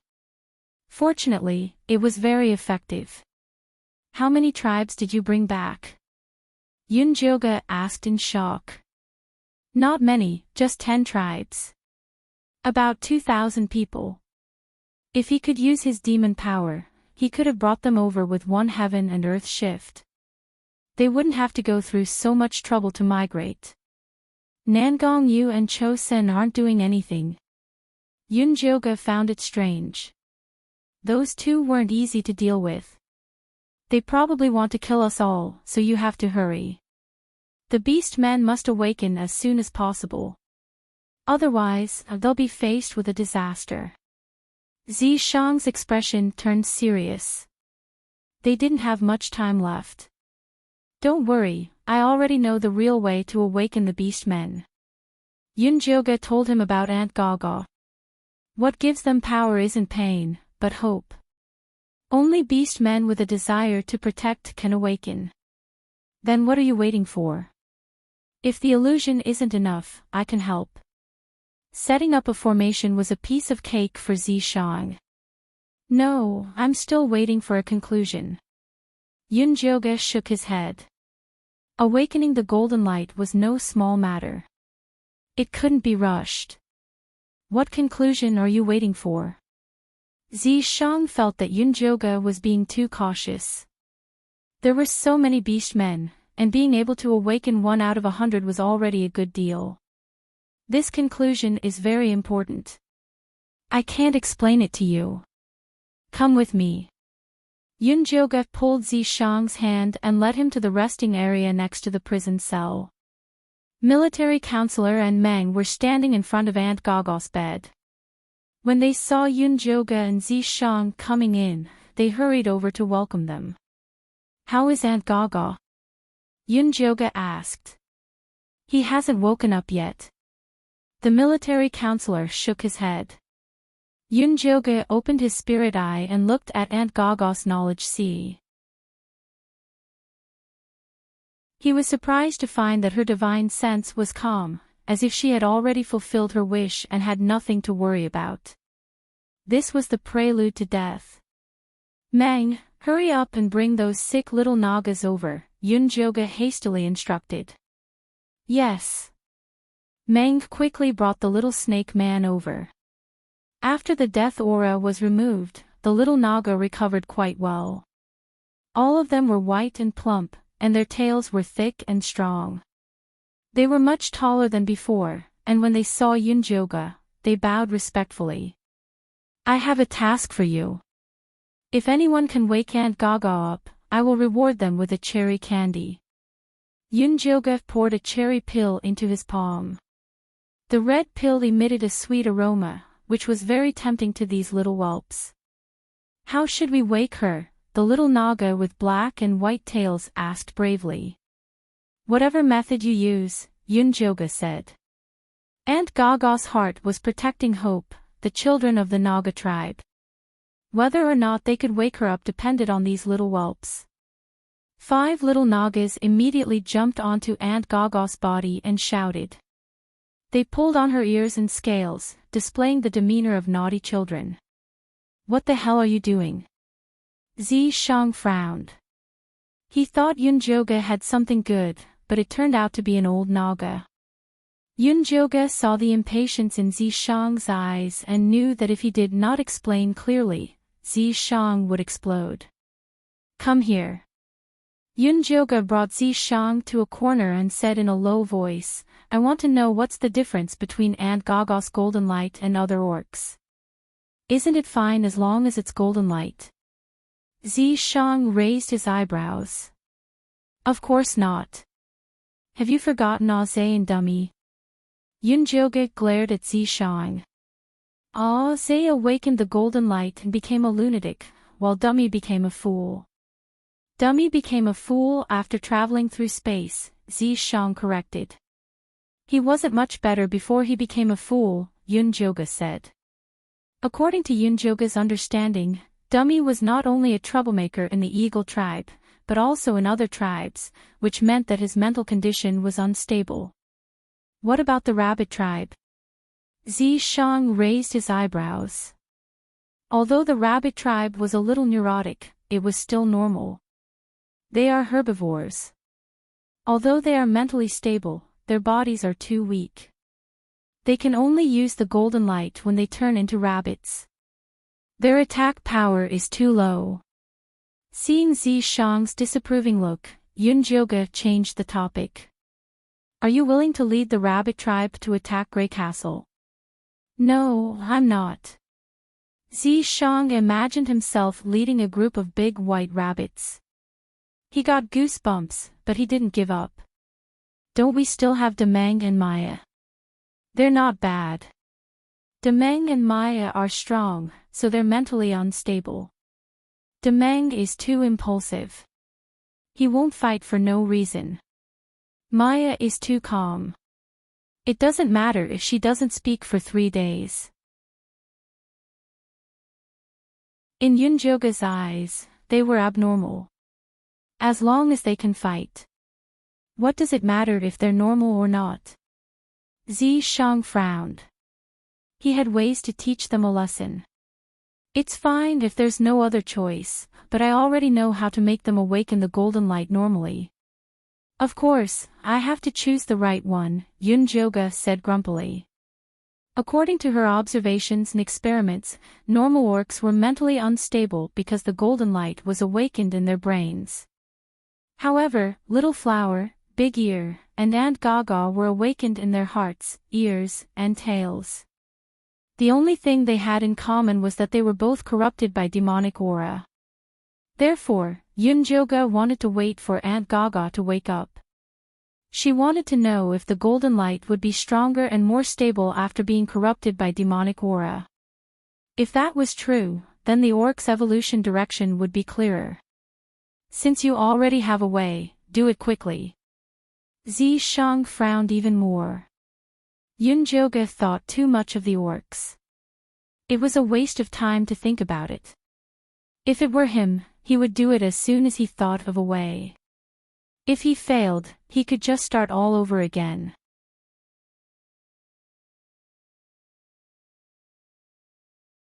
Chapter 529. I really can't talk to you. Yunjoga raised her eyebrows angrily. Just as she was about to lose her temper, Meng walked out of the house with a joyful expression and said, Miss Yun, Aunt Gaga is awake. Yunjoga glared at Zishang and followed Meng in. The 5 little Nagas had tears on their chubby faces and were sobbing. Auntie, I thought you were dead. Hey, good kids, don't cry.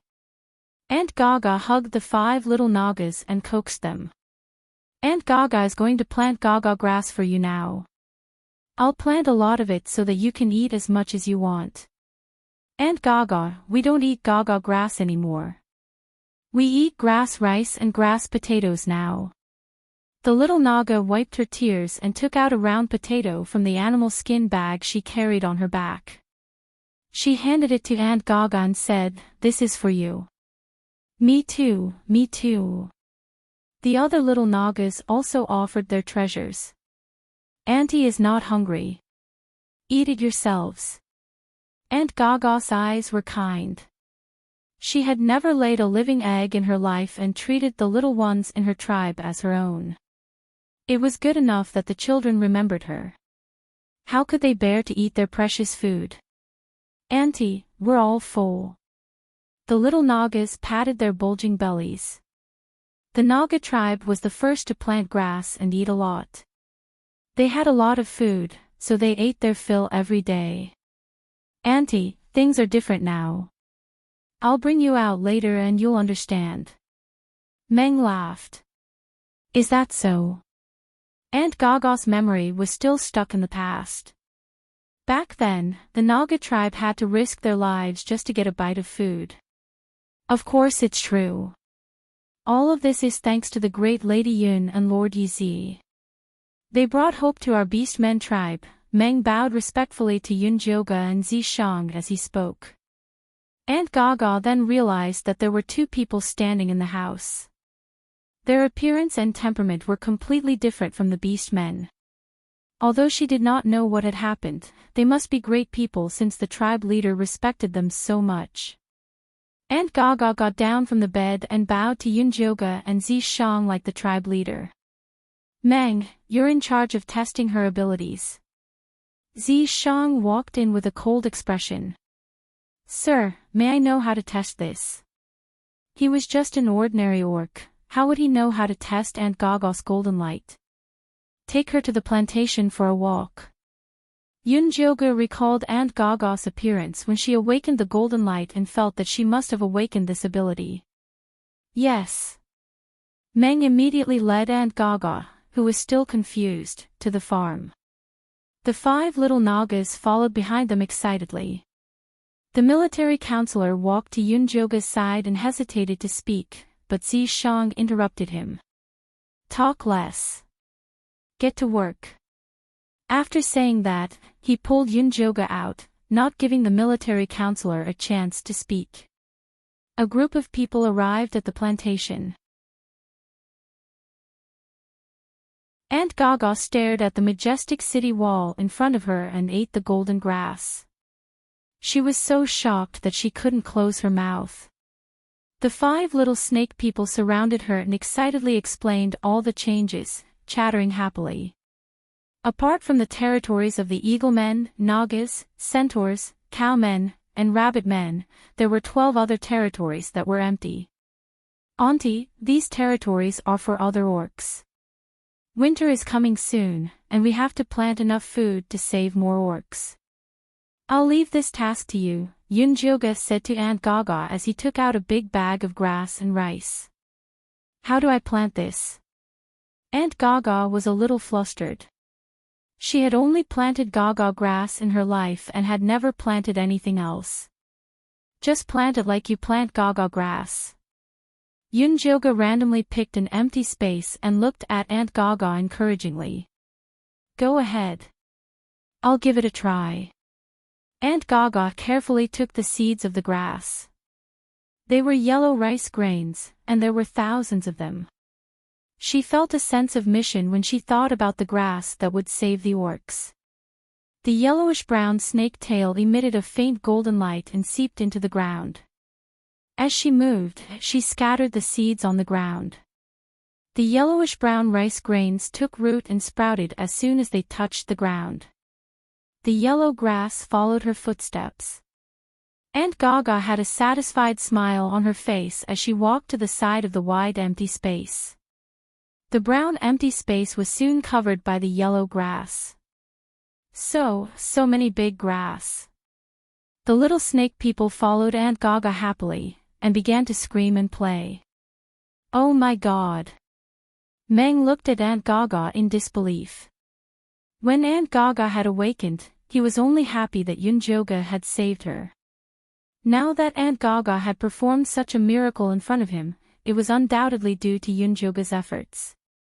He turned to look at Yun Jioga and wanted to kneel down and worship her. Unfortunately, Yun Jioga did not have time to care about him. She was busy using her spiritual eye to observe Aunt Gaga's movements. How is it? Is this normal? Zi Shang took the initiative to talk. I was right. Aunt Gaga's sea of consciousness is calm and full of joy. The golden light mainly moves around the snake's tail.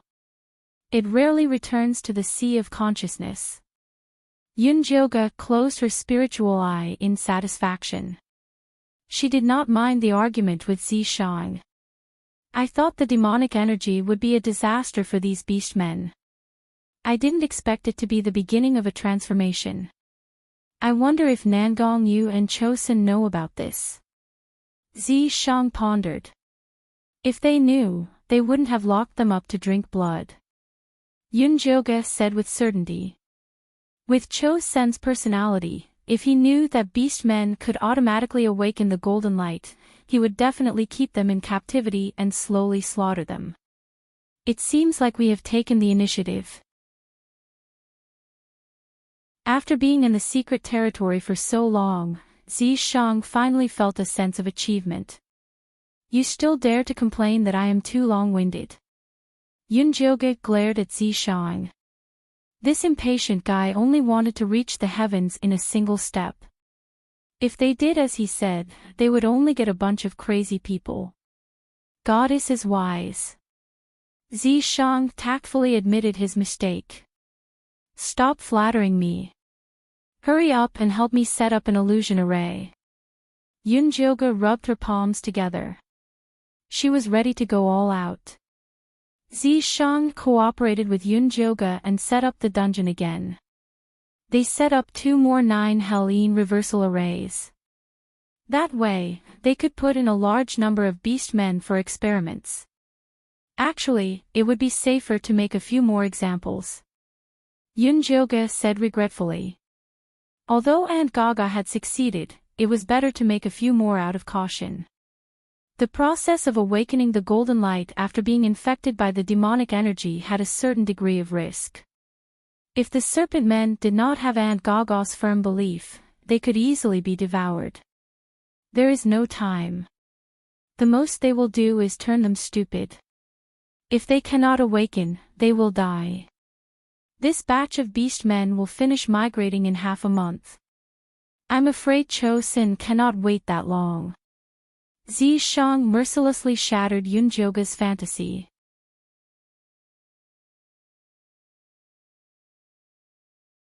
Chapter 530. You've done well. Let the orcs work hard for the rest. Zi Shang pulled Yun Joga into his arms and kissed her forehead gently. Okay. Yun Joga smelled the faint fragrance on Zi Shang's body. Her depressed mood was instantly lifted. She immediately returned to the treatment room and workroom that Ian Shirley had helped her build in the back mountain. He picked up his brush and quickly drew up a plan for the orcs' awakening. Then, he called the military counselor over. I thought you would awaken the guards first.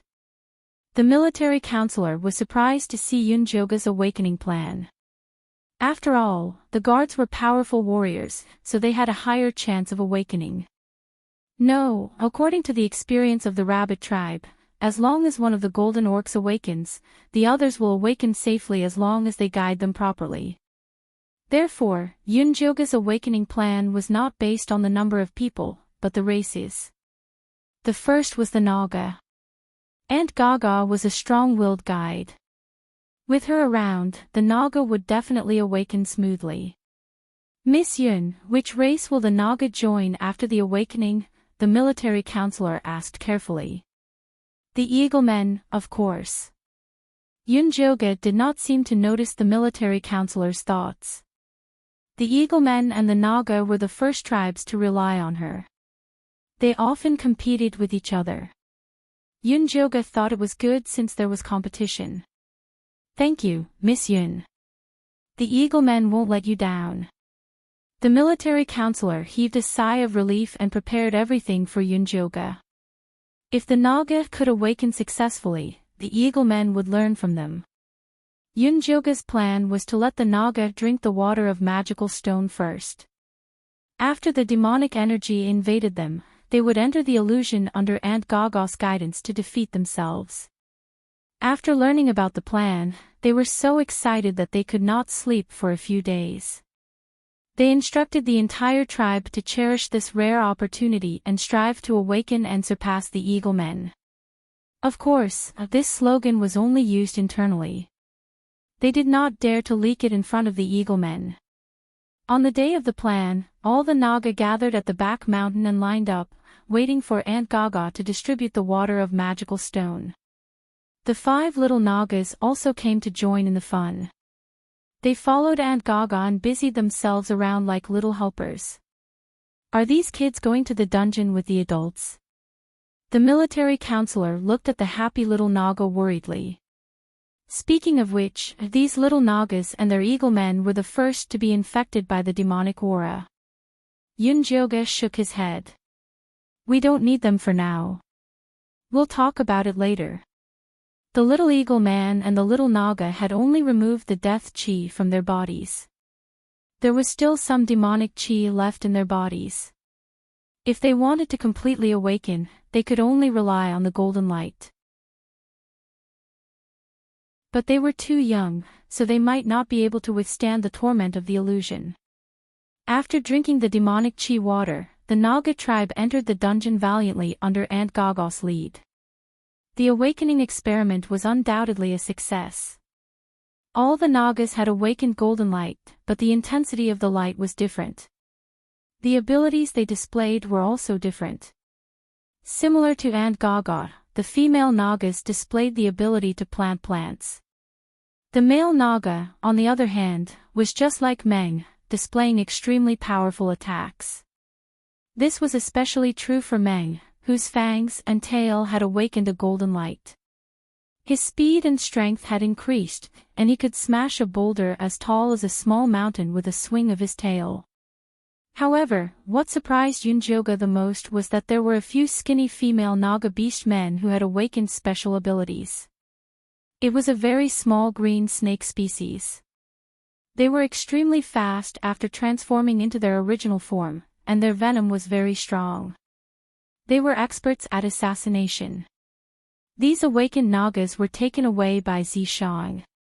The females were taken to farm, while the males were sent to guard the small mountain in the city.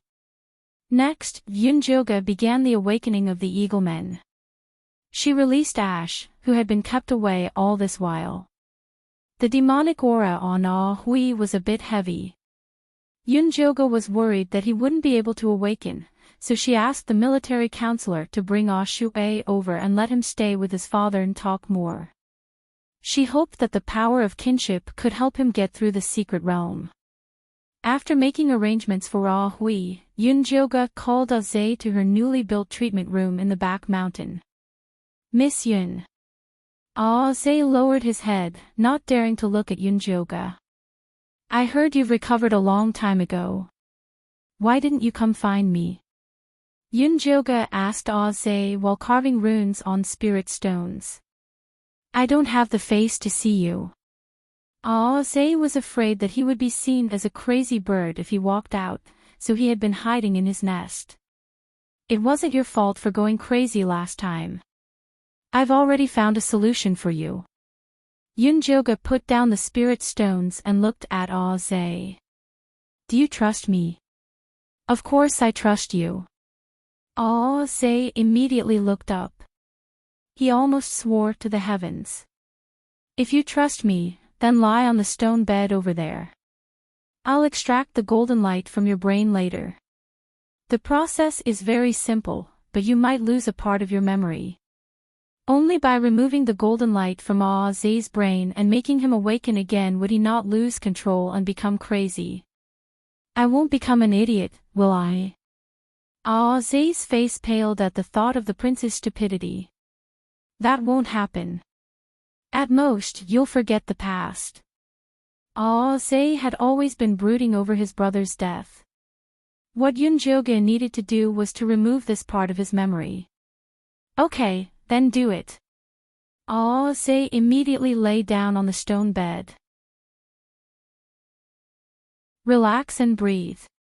You'll be fine soon. Yunjoga's voice was soft. While Ah Zhe was relaxing, she stabbed the lightning fire needle into his sleep acupuncture point. Ah Zhe's head tilted and he fell asleep. Yunjoga used her divine power to ignite the golden light in his brain. Then, she carefully extracted it and put it into a bottle of spirit condensation. Why are you keeping his golden light? Zishang's voice suddenly sounded. Yunjoga almost knocked the bottle over. Can't you knock when you come in? What if she made a sound when she extracted the golden light and Zay became an idiot? Who knew you were so cowardly? Zishang walked over to Yunjoga and looked at the bottle in her hand. You haven't answered my question. I plan to put Zay's golden light into Little Blossom and Big Ear's bodies to see if it can save them, Yunjoga said. It was like a blood transfusion. The golden light that Little Blossom and Big Ear awakened wasn't enough to expel the demonic qi, then, she would put in some golden light to see if it could strengthen them. Aren't you afraid they'll suck Zay's golden light and become crazy? Zishang raised his eyebrows. The golden light itself is good. It's just that Zay's brain can't control it. Plus, Little Blossom and Big Ear didn't awaken in the brain. They'll be fine. Yunjoga lowered her head and engraved Zay's golden light on the bottle. You really know how to make trouble. Zishang shook his head. Those poisoned beast men were already abandoned in his heart. Only Yunjoga would think of a way to save them.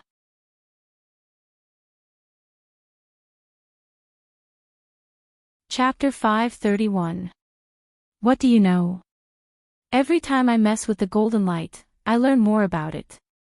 It's very useful for finding the origin of the golden light.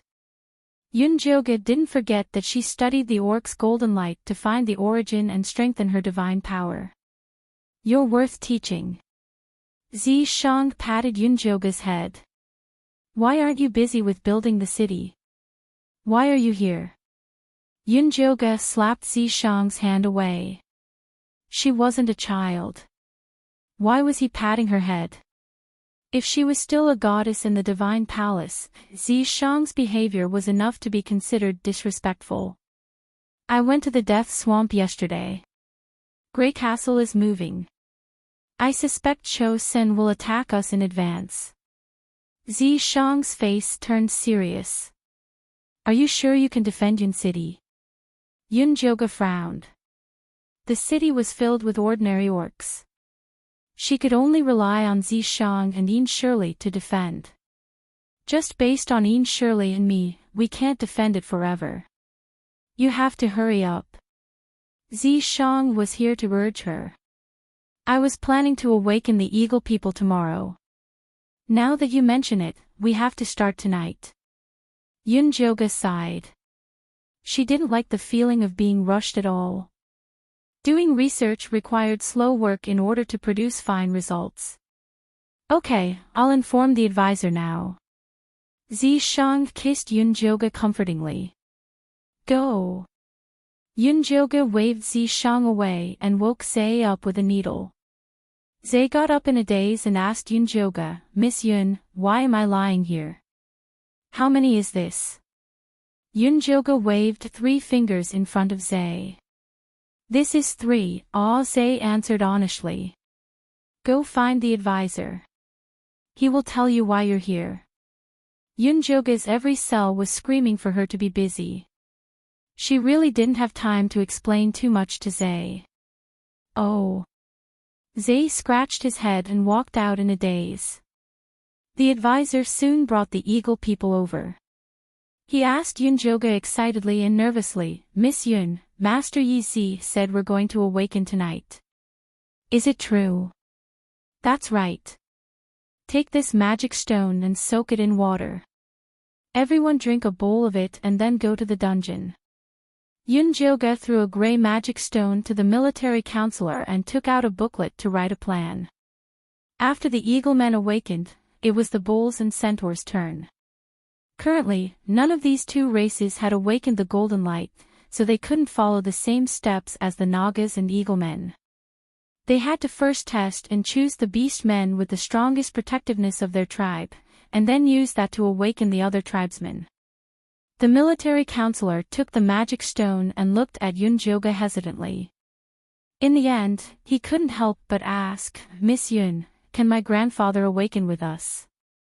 If Grandpa could also awaken the golden light, he might be able to live longer. No. Yunjoga put down the plan in his hands and looked up at the military counselor. He said seriously, awakening the golden light consumes a lot of energy and mental strength. Elder Bai, who is about to die of old age, entering it is tantamount to suicide. I understand. I'm sorry to disturb you. I'll go and prepare now. Although the military counselor was sad, he forced himself to smile and left with the magic stone. Yunjoga was really worried when he saw the military counselor like this, so he took the plan to the small dark room in the dungeon and personally watched over them. The Eagle Men were all excited when they saw Yunjoga personally coming. The Eagle Men were divided into two groups and entered the dungeon illusion. The first group was led by Zhe, which included Hui, Gu, and other Eagle Men with normal physiques. When the illusion started, Hui was the first to awaken. The golden light spread from his wings and expelled all the demonic energy in his body. Yunjoga couldn't help but nod after seeing this. The company of family could indeed strengthen the protectiveness of the tribe. Zhe was the second to awaken. His wings were shining with golden light and looked extremely powerful. Gu was next. This kid was probably ready to become a father. His protectiveness was very strong. Other than his wings, his abdomen was also awakened with golden light. The other Eagle Men also awakened one after another. All of their wings were glowing. The stronger Eagleman's wings were brighter while the weaker ones were dimmer. However, it was the best outcome for all of them to awaken. The awakened Eagle Men were automatically ejected from the illusion. The military counselor and Fei guarded outside and pulled them to the resting room next to the dungeon.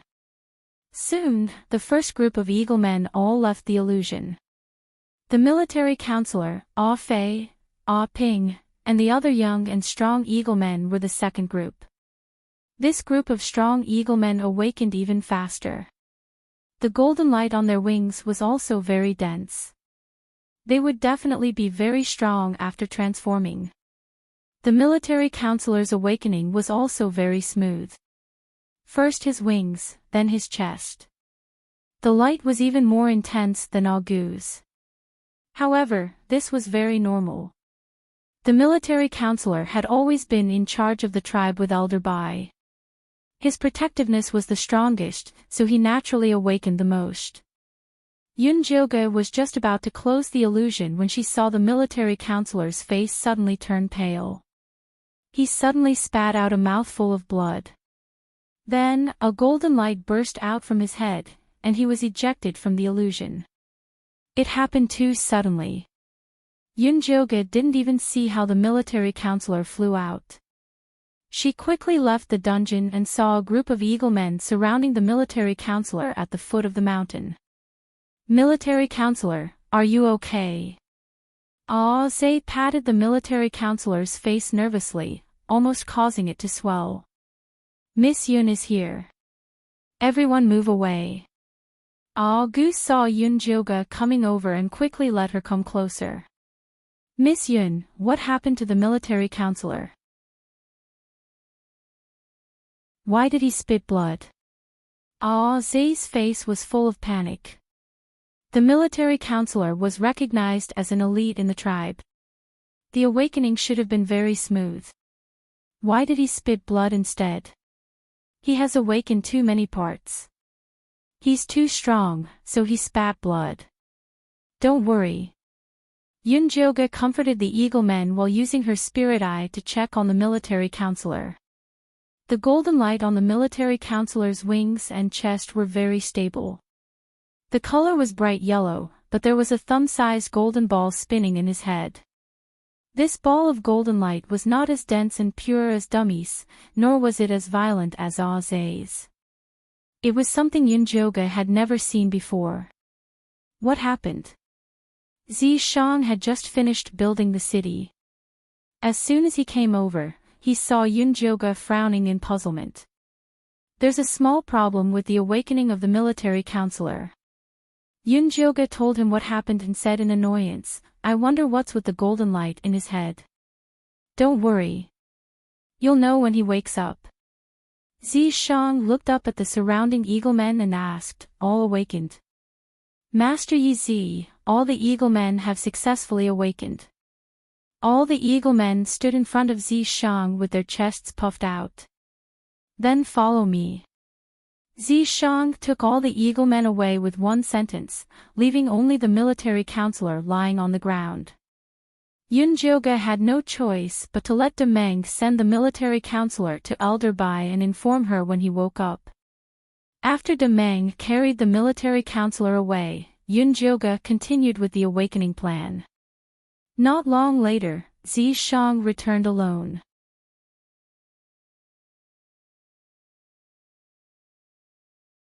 Chapter 532.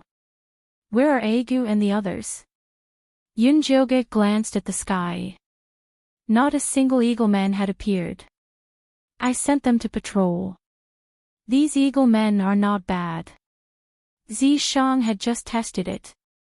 After awakening the golden light, not only could the eaglemen successfully transform into beast form, but their speed and strength had also greatly increased. At the same time, Argus, who had awakened 2 body parts, could also spit out wind blades. He organized the eaglemen into an air force.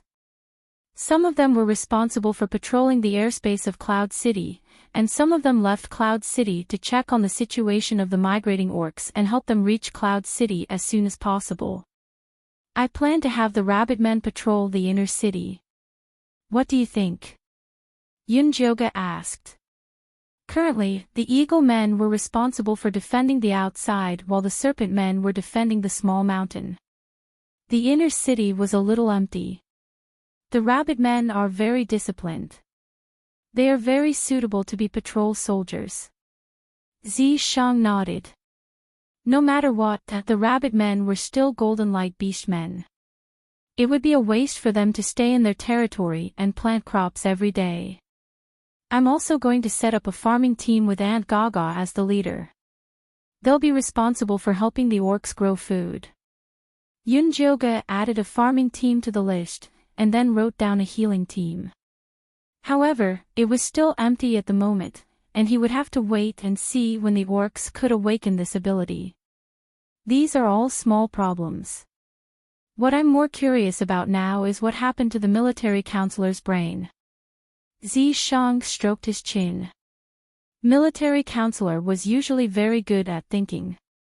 Now that his head had awakened with golden light, he had a feeling that he would bring surprises. I'm curious too, but we should have an answer tomorrow. Yunjoga scribbled and wrote down the construction team, logistics team, guard team, and other projects on the schedule. Alright, stop writing. Zishang took the booklet from Yunjoga's hand and said forcefully, It's already late at night, you should sleep. I haven't finished writing yet. Yunjoga's head is full of plans, and he wants to write them out quickly. Sleep. Zishang carried Yunjoga in his arms and threw him onto the bed before pinning him down. Didn't you say that time is tight and the mission is heavy? Why are you still in the mood to think about this? Yunjoga glared at Zishang, wanting to kick him off the bed. I just want to sleep. Is your thoughts too evil, or do you want it? Zishang placed his hand on Yunjoga's stomach. No. Yunjoga's expression was cold. Only when one was full and warm would one think of lust. She really wasn't in the mood right now. Then let's go to sleep. We still have work to do tomorrow. Zishang's voice was gentle as his warm hands gently rubbed Yunjoga's abdomen, spreading warmth throughout her entire body. Yunjoga slowly closed his eyes and soon fell asleep. After seeing that Yunjoga had fallen asleep, Zishang picked up the schedule and continued to fill in the blanks. When Yunjoga woke up, Zishang was no longer in the room. There was a yellow booklet on the wooden table, and the plan inside was already filled in. It was even more complete than what she had imagined before. Yunjoga flipped through it and was very satisfied. He took the schedule and went out. Just as he was about to call Elder Bai and Meng over for a discussion, he heard that the military advisor had woken up. Military counselor's brain had awakened another type of power, the spirit element. Not only did he have an eidetic memory, but he could also sense other people's emotional fluctuations and even control weak-willed people. That's a pretty good ability. There's a position that suits you the best right now. After Zishang heard about the military advisor's awakened ability, he immediately arranged for him to receive the migrating orcs into the city. Now, many orcs were migrating to Cloud City every day. Apart from the tribes that the Eagle Men had found themselves, there were also many tribes that came alone after hearing the news. These orc tribes that migrated alone without any food support were very miserable and pitiful. Their faces were sallow and they were skinny. The old, weak, women and children fell sick as soon as they entered Cloud City. Military counselor was almost going crazy. He led the centaurs in charge of registering them, arranging territories and food, and also arranging other places for those who fell sick. Those who were simply sick lived in the plantation, and those who were infected by the demonic energy were arranged to stay in the prison at the back of the mountain. They were also divided according to the degree of infection. Now, the large prison at the back of the mountain was occupied by the gnolls, and the middle prison was occupied by orcs who were infected by the demonic energy but had no way to awaken.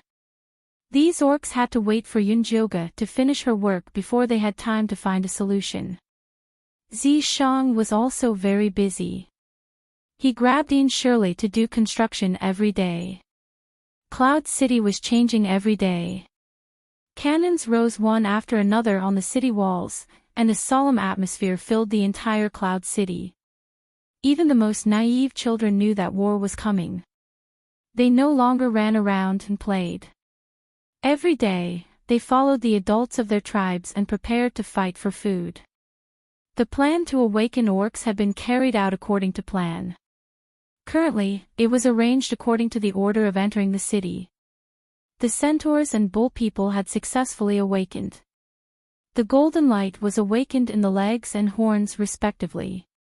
They were all classified as combat troops by Zishang. According to Yunjoga's plan, they should go to the wild boar tribe next. At this time, Aze brought a fox youth to see her. Lady Yun, this is Ah Sang. He said he has something to report to you, Ah Ze said. This youth was very beautiful. His skin was white, and his facial features were exquisite. His eyes were arched upwards, and he dragged a big, fluffy brown tail behind him.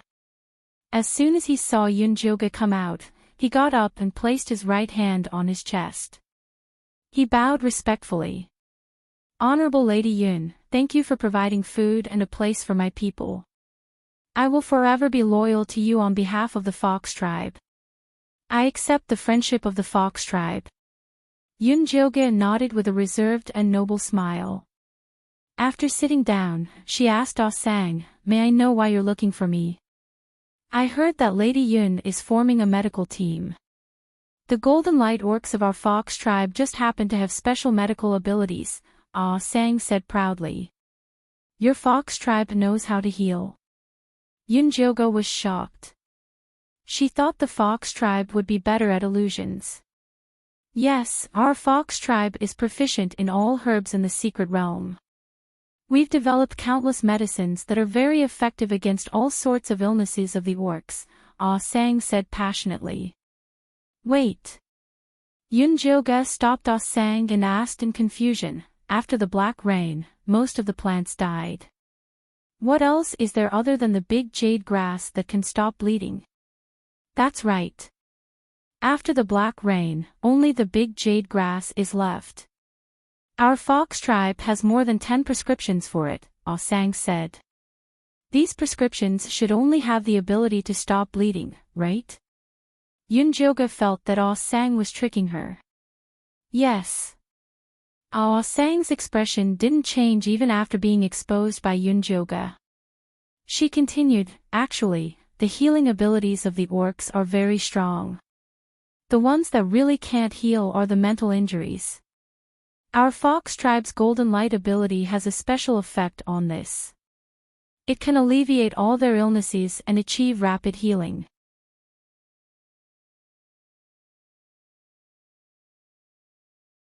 Chapter 533.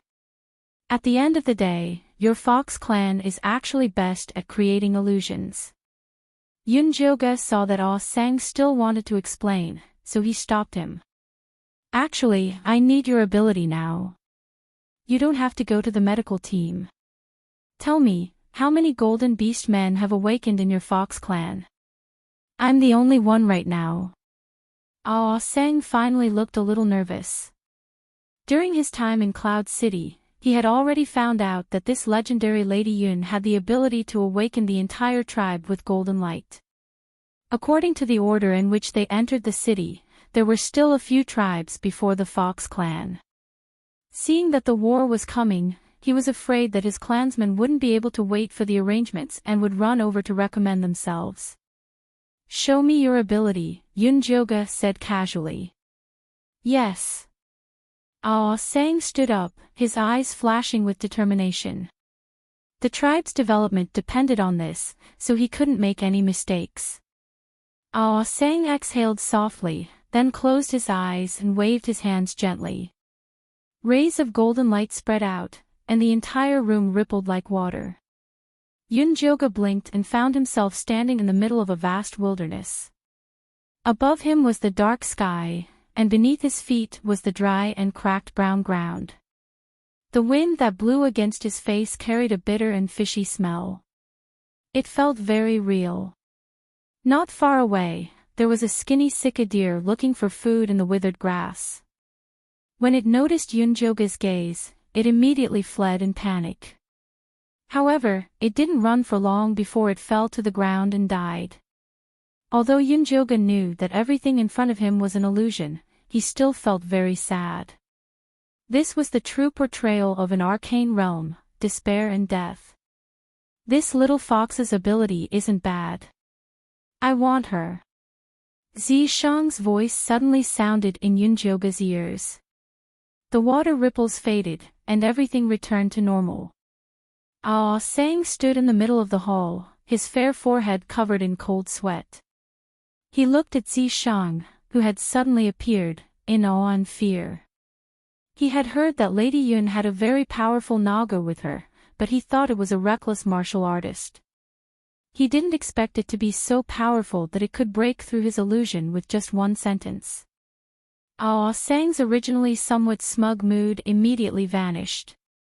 It's not good to cut in line. Yunjoga shook his head. She didn't mind opening a back door.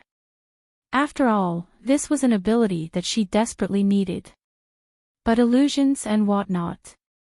With the illusory realm created by the Fox Men, not only will it increase the speed of the Orcs' awakening, but it will also increase the defensive ability of Cloud City. It's killing two birds with one stone. Zishang revealed a determined look. All right. Yunjoga was defeated by his gaze. He turned to Ah Sang and said, "Go back and let your people rest. Tomorrow, Ah Zhe will take you to the back mountain to prepare for the awakening." Yes, thank you, Miss Yun. Thank you, Lord Yi. Ah Sang was overjoyed. He hammered his chest and left. You're in urgent need of healing beasts. You should ask the military advisor to help you filter them out, Zishang said. I've already told him to keep an eye on them, but they're all boars, bear men, and ape men. Yunjoga went through the orc tribes that had recently sought refuge with them. Then, he noticed a big problem. Why aren't there any leopard men or lizard men? When she returned from Grey Castle that day, she immediately asked the eagle men to bring Little Blossom and Big Ears tokens to the leopard men and lizard men. Logically speaking, they should have reached Cloud City. Ask the military advisor. Zishang asked Aze to inform the military advisor to come over immediately. The military advisor soon arrived. After hearing Yunjoga's question, he replied, Ah Fei and Ah Ping left 5 days ago. The tokens have been successfully sent to the leopard men and lizard men. They also drew a map and left food. The leopard men and lizard men should be able to reach Cloud City smoothly. Something must have happened if they haven't arrived yet. Immediately send 2 eagle men to find them. You must bring them to Cloud City safely, Yunjoga ordered seriously. She had already done a test. Little Blossom could indeed absorb Aze's golden light, but the amount was too little to dispel the demonic aura. She originally wanted to wait for the leopard men and lizard men to awaken their golden light so that they could donate it to save Little Blossom and Big Ear. Yes, I will immediately send off Fei and Ah Ping to find them. I will give you an answer tonight. The military advisor immediately recorded everything on a small notebook that he carried with him. He had been so busy recently that even his eidetic memory could not cope with it. In the end, it was Yunjoga who gave him a pile of blank notebooks and told him to write everything down with a pen. Otherwise, it was very likely that he would collapse from overworking his brain. Go. By the way, move the awakening of the Boar people to tomorrow afternoon. I will first awaken the Foxmen tomorrow morning, Yunjoga ordered. The Foxmen's awakening should be ranked 15th. What's so special about them that you can help them awaken in advance? The military advisor asked while recording. Yizi said that the Foxman's ability to create illusions is very useful to him. It can also increase the speed at which the orcs awaken, so he gave them priority. Yunjoga explained briefly and continued, ask the Golden Light orcs that have recently joined Yun City what abilities they have. If they have healing abilities, they will be given priority. I got it, but the Golden Light Beast men that joined recently are very well hidden. None of them are willing to expose their identities. They should change their minds after the Foxman tribe's matter spreads. The military advisor wrote at a rapid speed and added a few more details. Then spread the news about the Foxmen more. Yunjoga could actually understand why these Golden Light orcs hid their identity. They were afraid of being chosen as cannon fodder and even more afraid of being captured for research. Under such circumstances, Ah Sang was very bold and confident to take the initiative to promote himself. I understand. I will immediately get Auntie Gaga to be in charge of spreading the news. After the military advisor finished writing, he asked, do you have any other orders? I don't. What about you? Yunjoga looked at Zishang. I will handle the leopard men and lizard men myself. Tell Ah Fei and Ah Ping to find me later, Zishang said. You want to do it yourself? Yunjoga was surprised. The construction of Cloud City was in a hurry. Zishang did not even have enough time to sleep every day. How could he be in the mood to care about these things? I suspect that they have been kidnapped by Grey Castle. Zishang did not care about the leopard men and lizard men. He only cared about the upcoming war. During this time, he asked Ash and 4 eagle men to take turns to monitor Grey Castle. He did not know whether the eagle men did not have good eyesight or Grey Castle was too well hidden. All the information he received was that Grey Castle was as quiet as a dead city. Ash even wanted to sneak in to observe, but he was chased by magic stone arrows as soon as he flew into Grey Castle's territory. He almost lost his life. Under such circumstances, the disappearance of the leopard men and lizard men was a rare clue. You're tuning into the Dreamy Chapters YouTube channel. We're so grateful for your support and don't forget to subscribe to join us on this incredible journey through captivating stories. Your generosity through donations truly makes a world of difference, as it's the primary source of revenue that allows me to expand and enhance this channel for you. Thank you from the bottom of my heart for being a part of this adventure.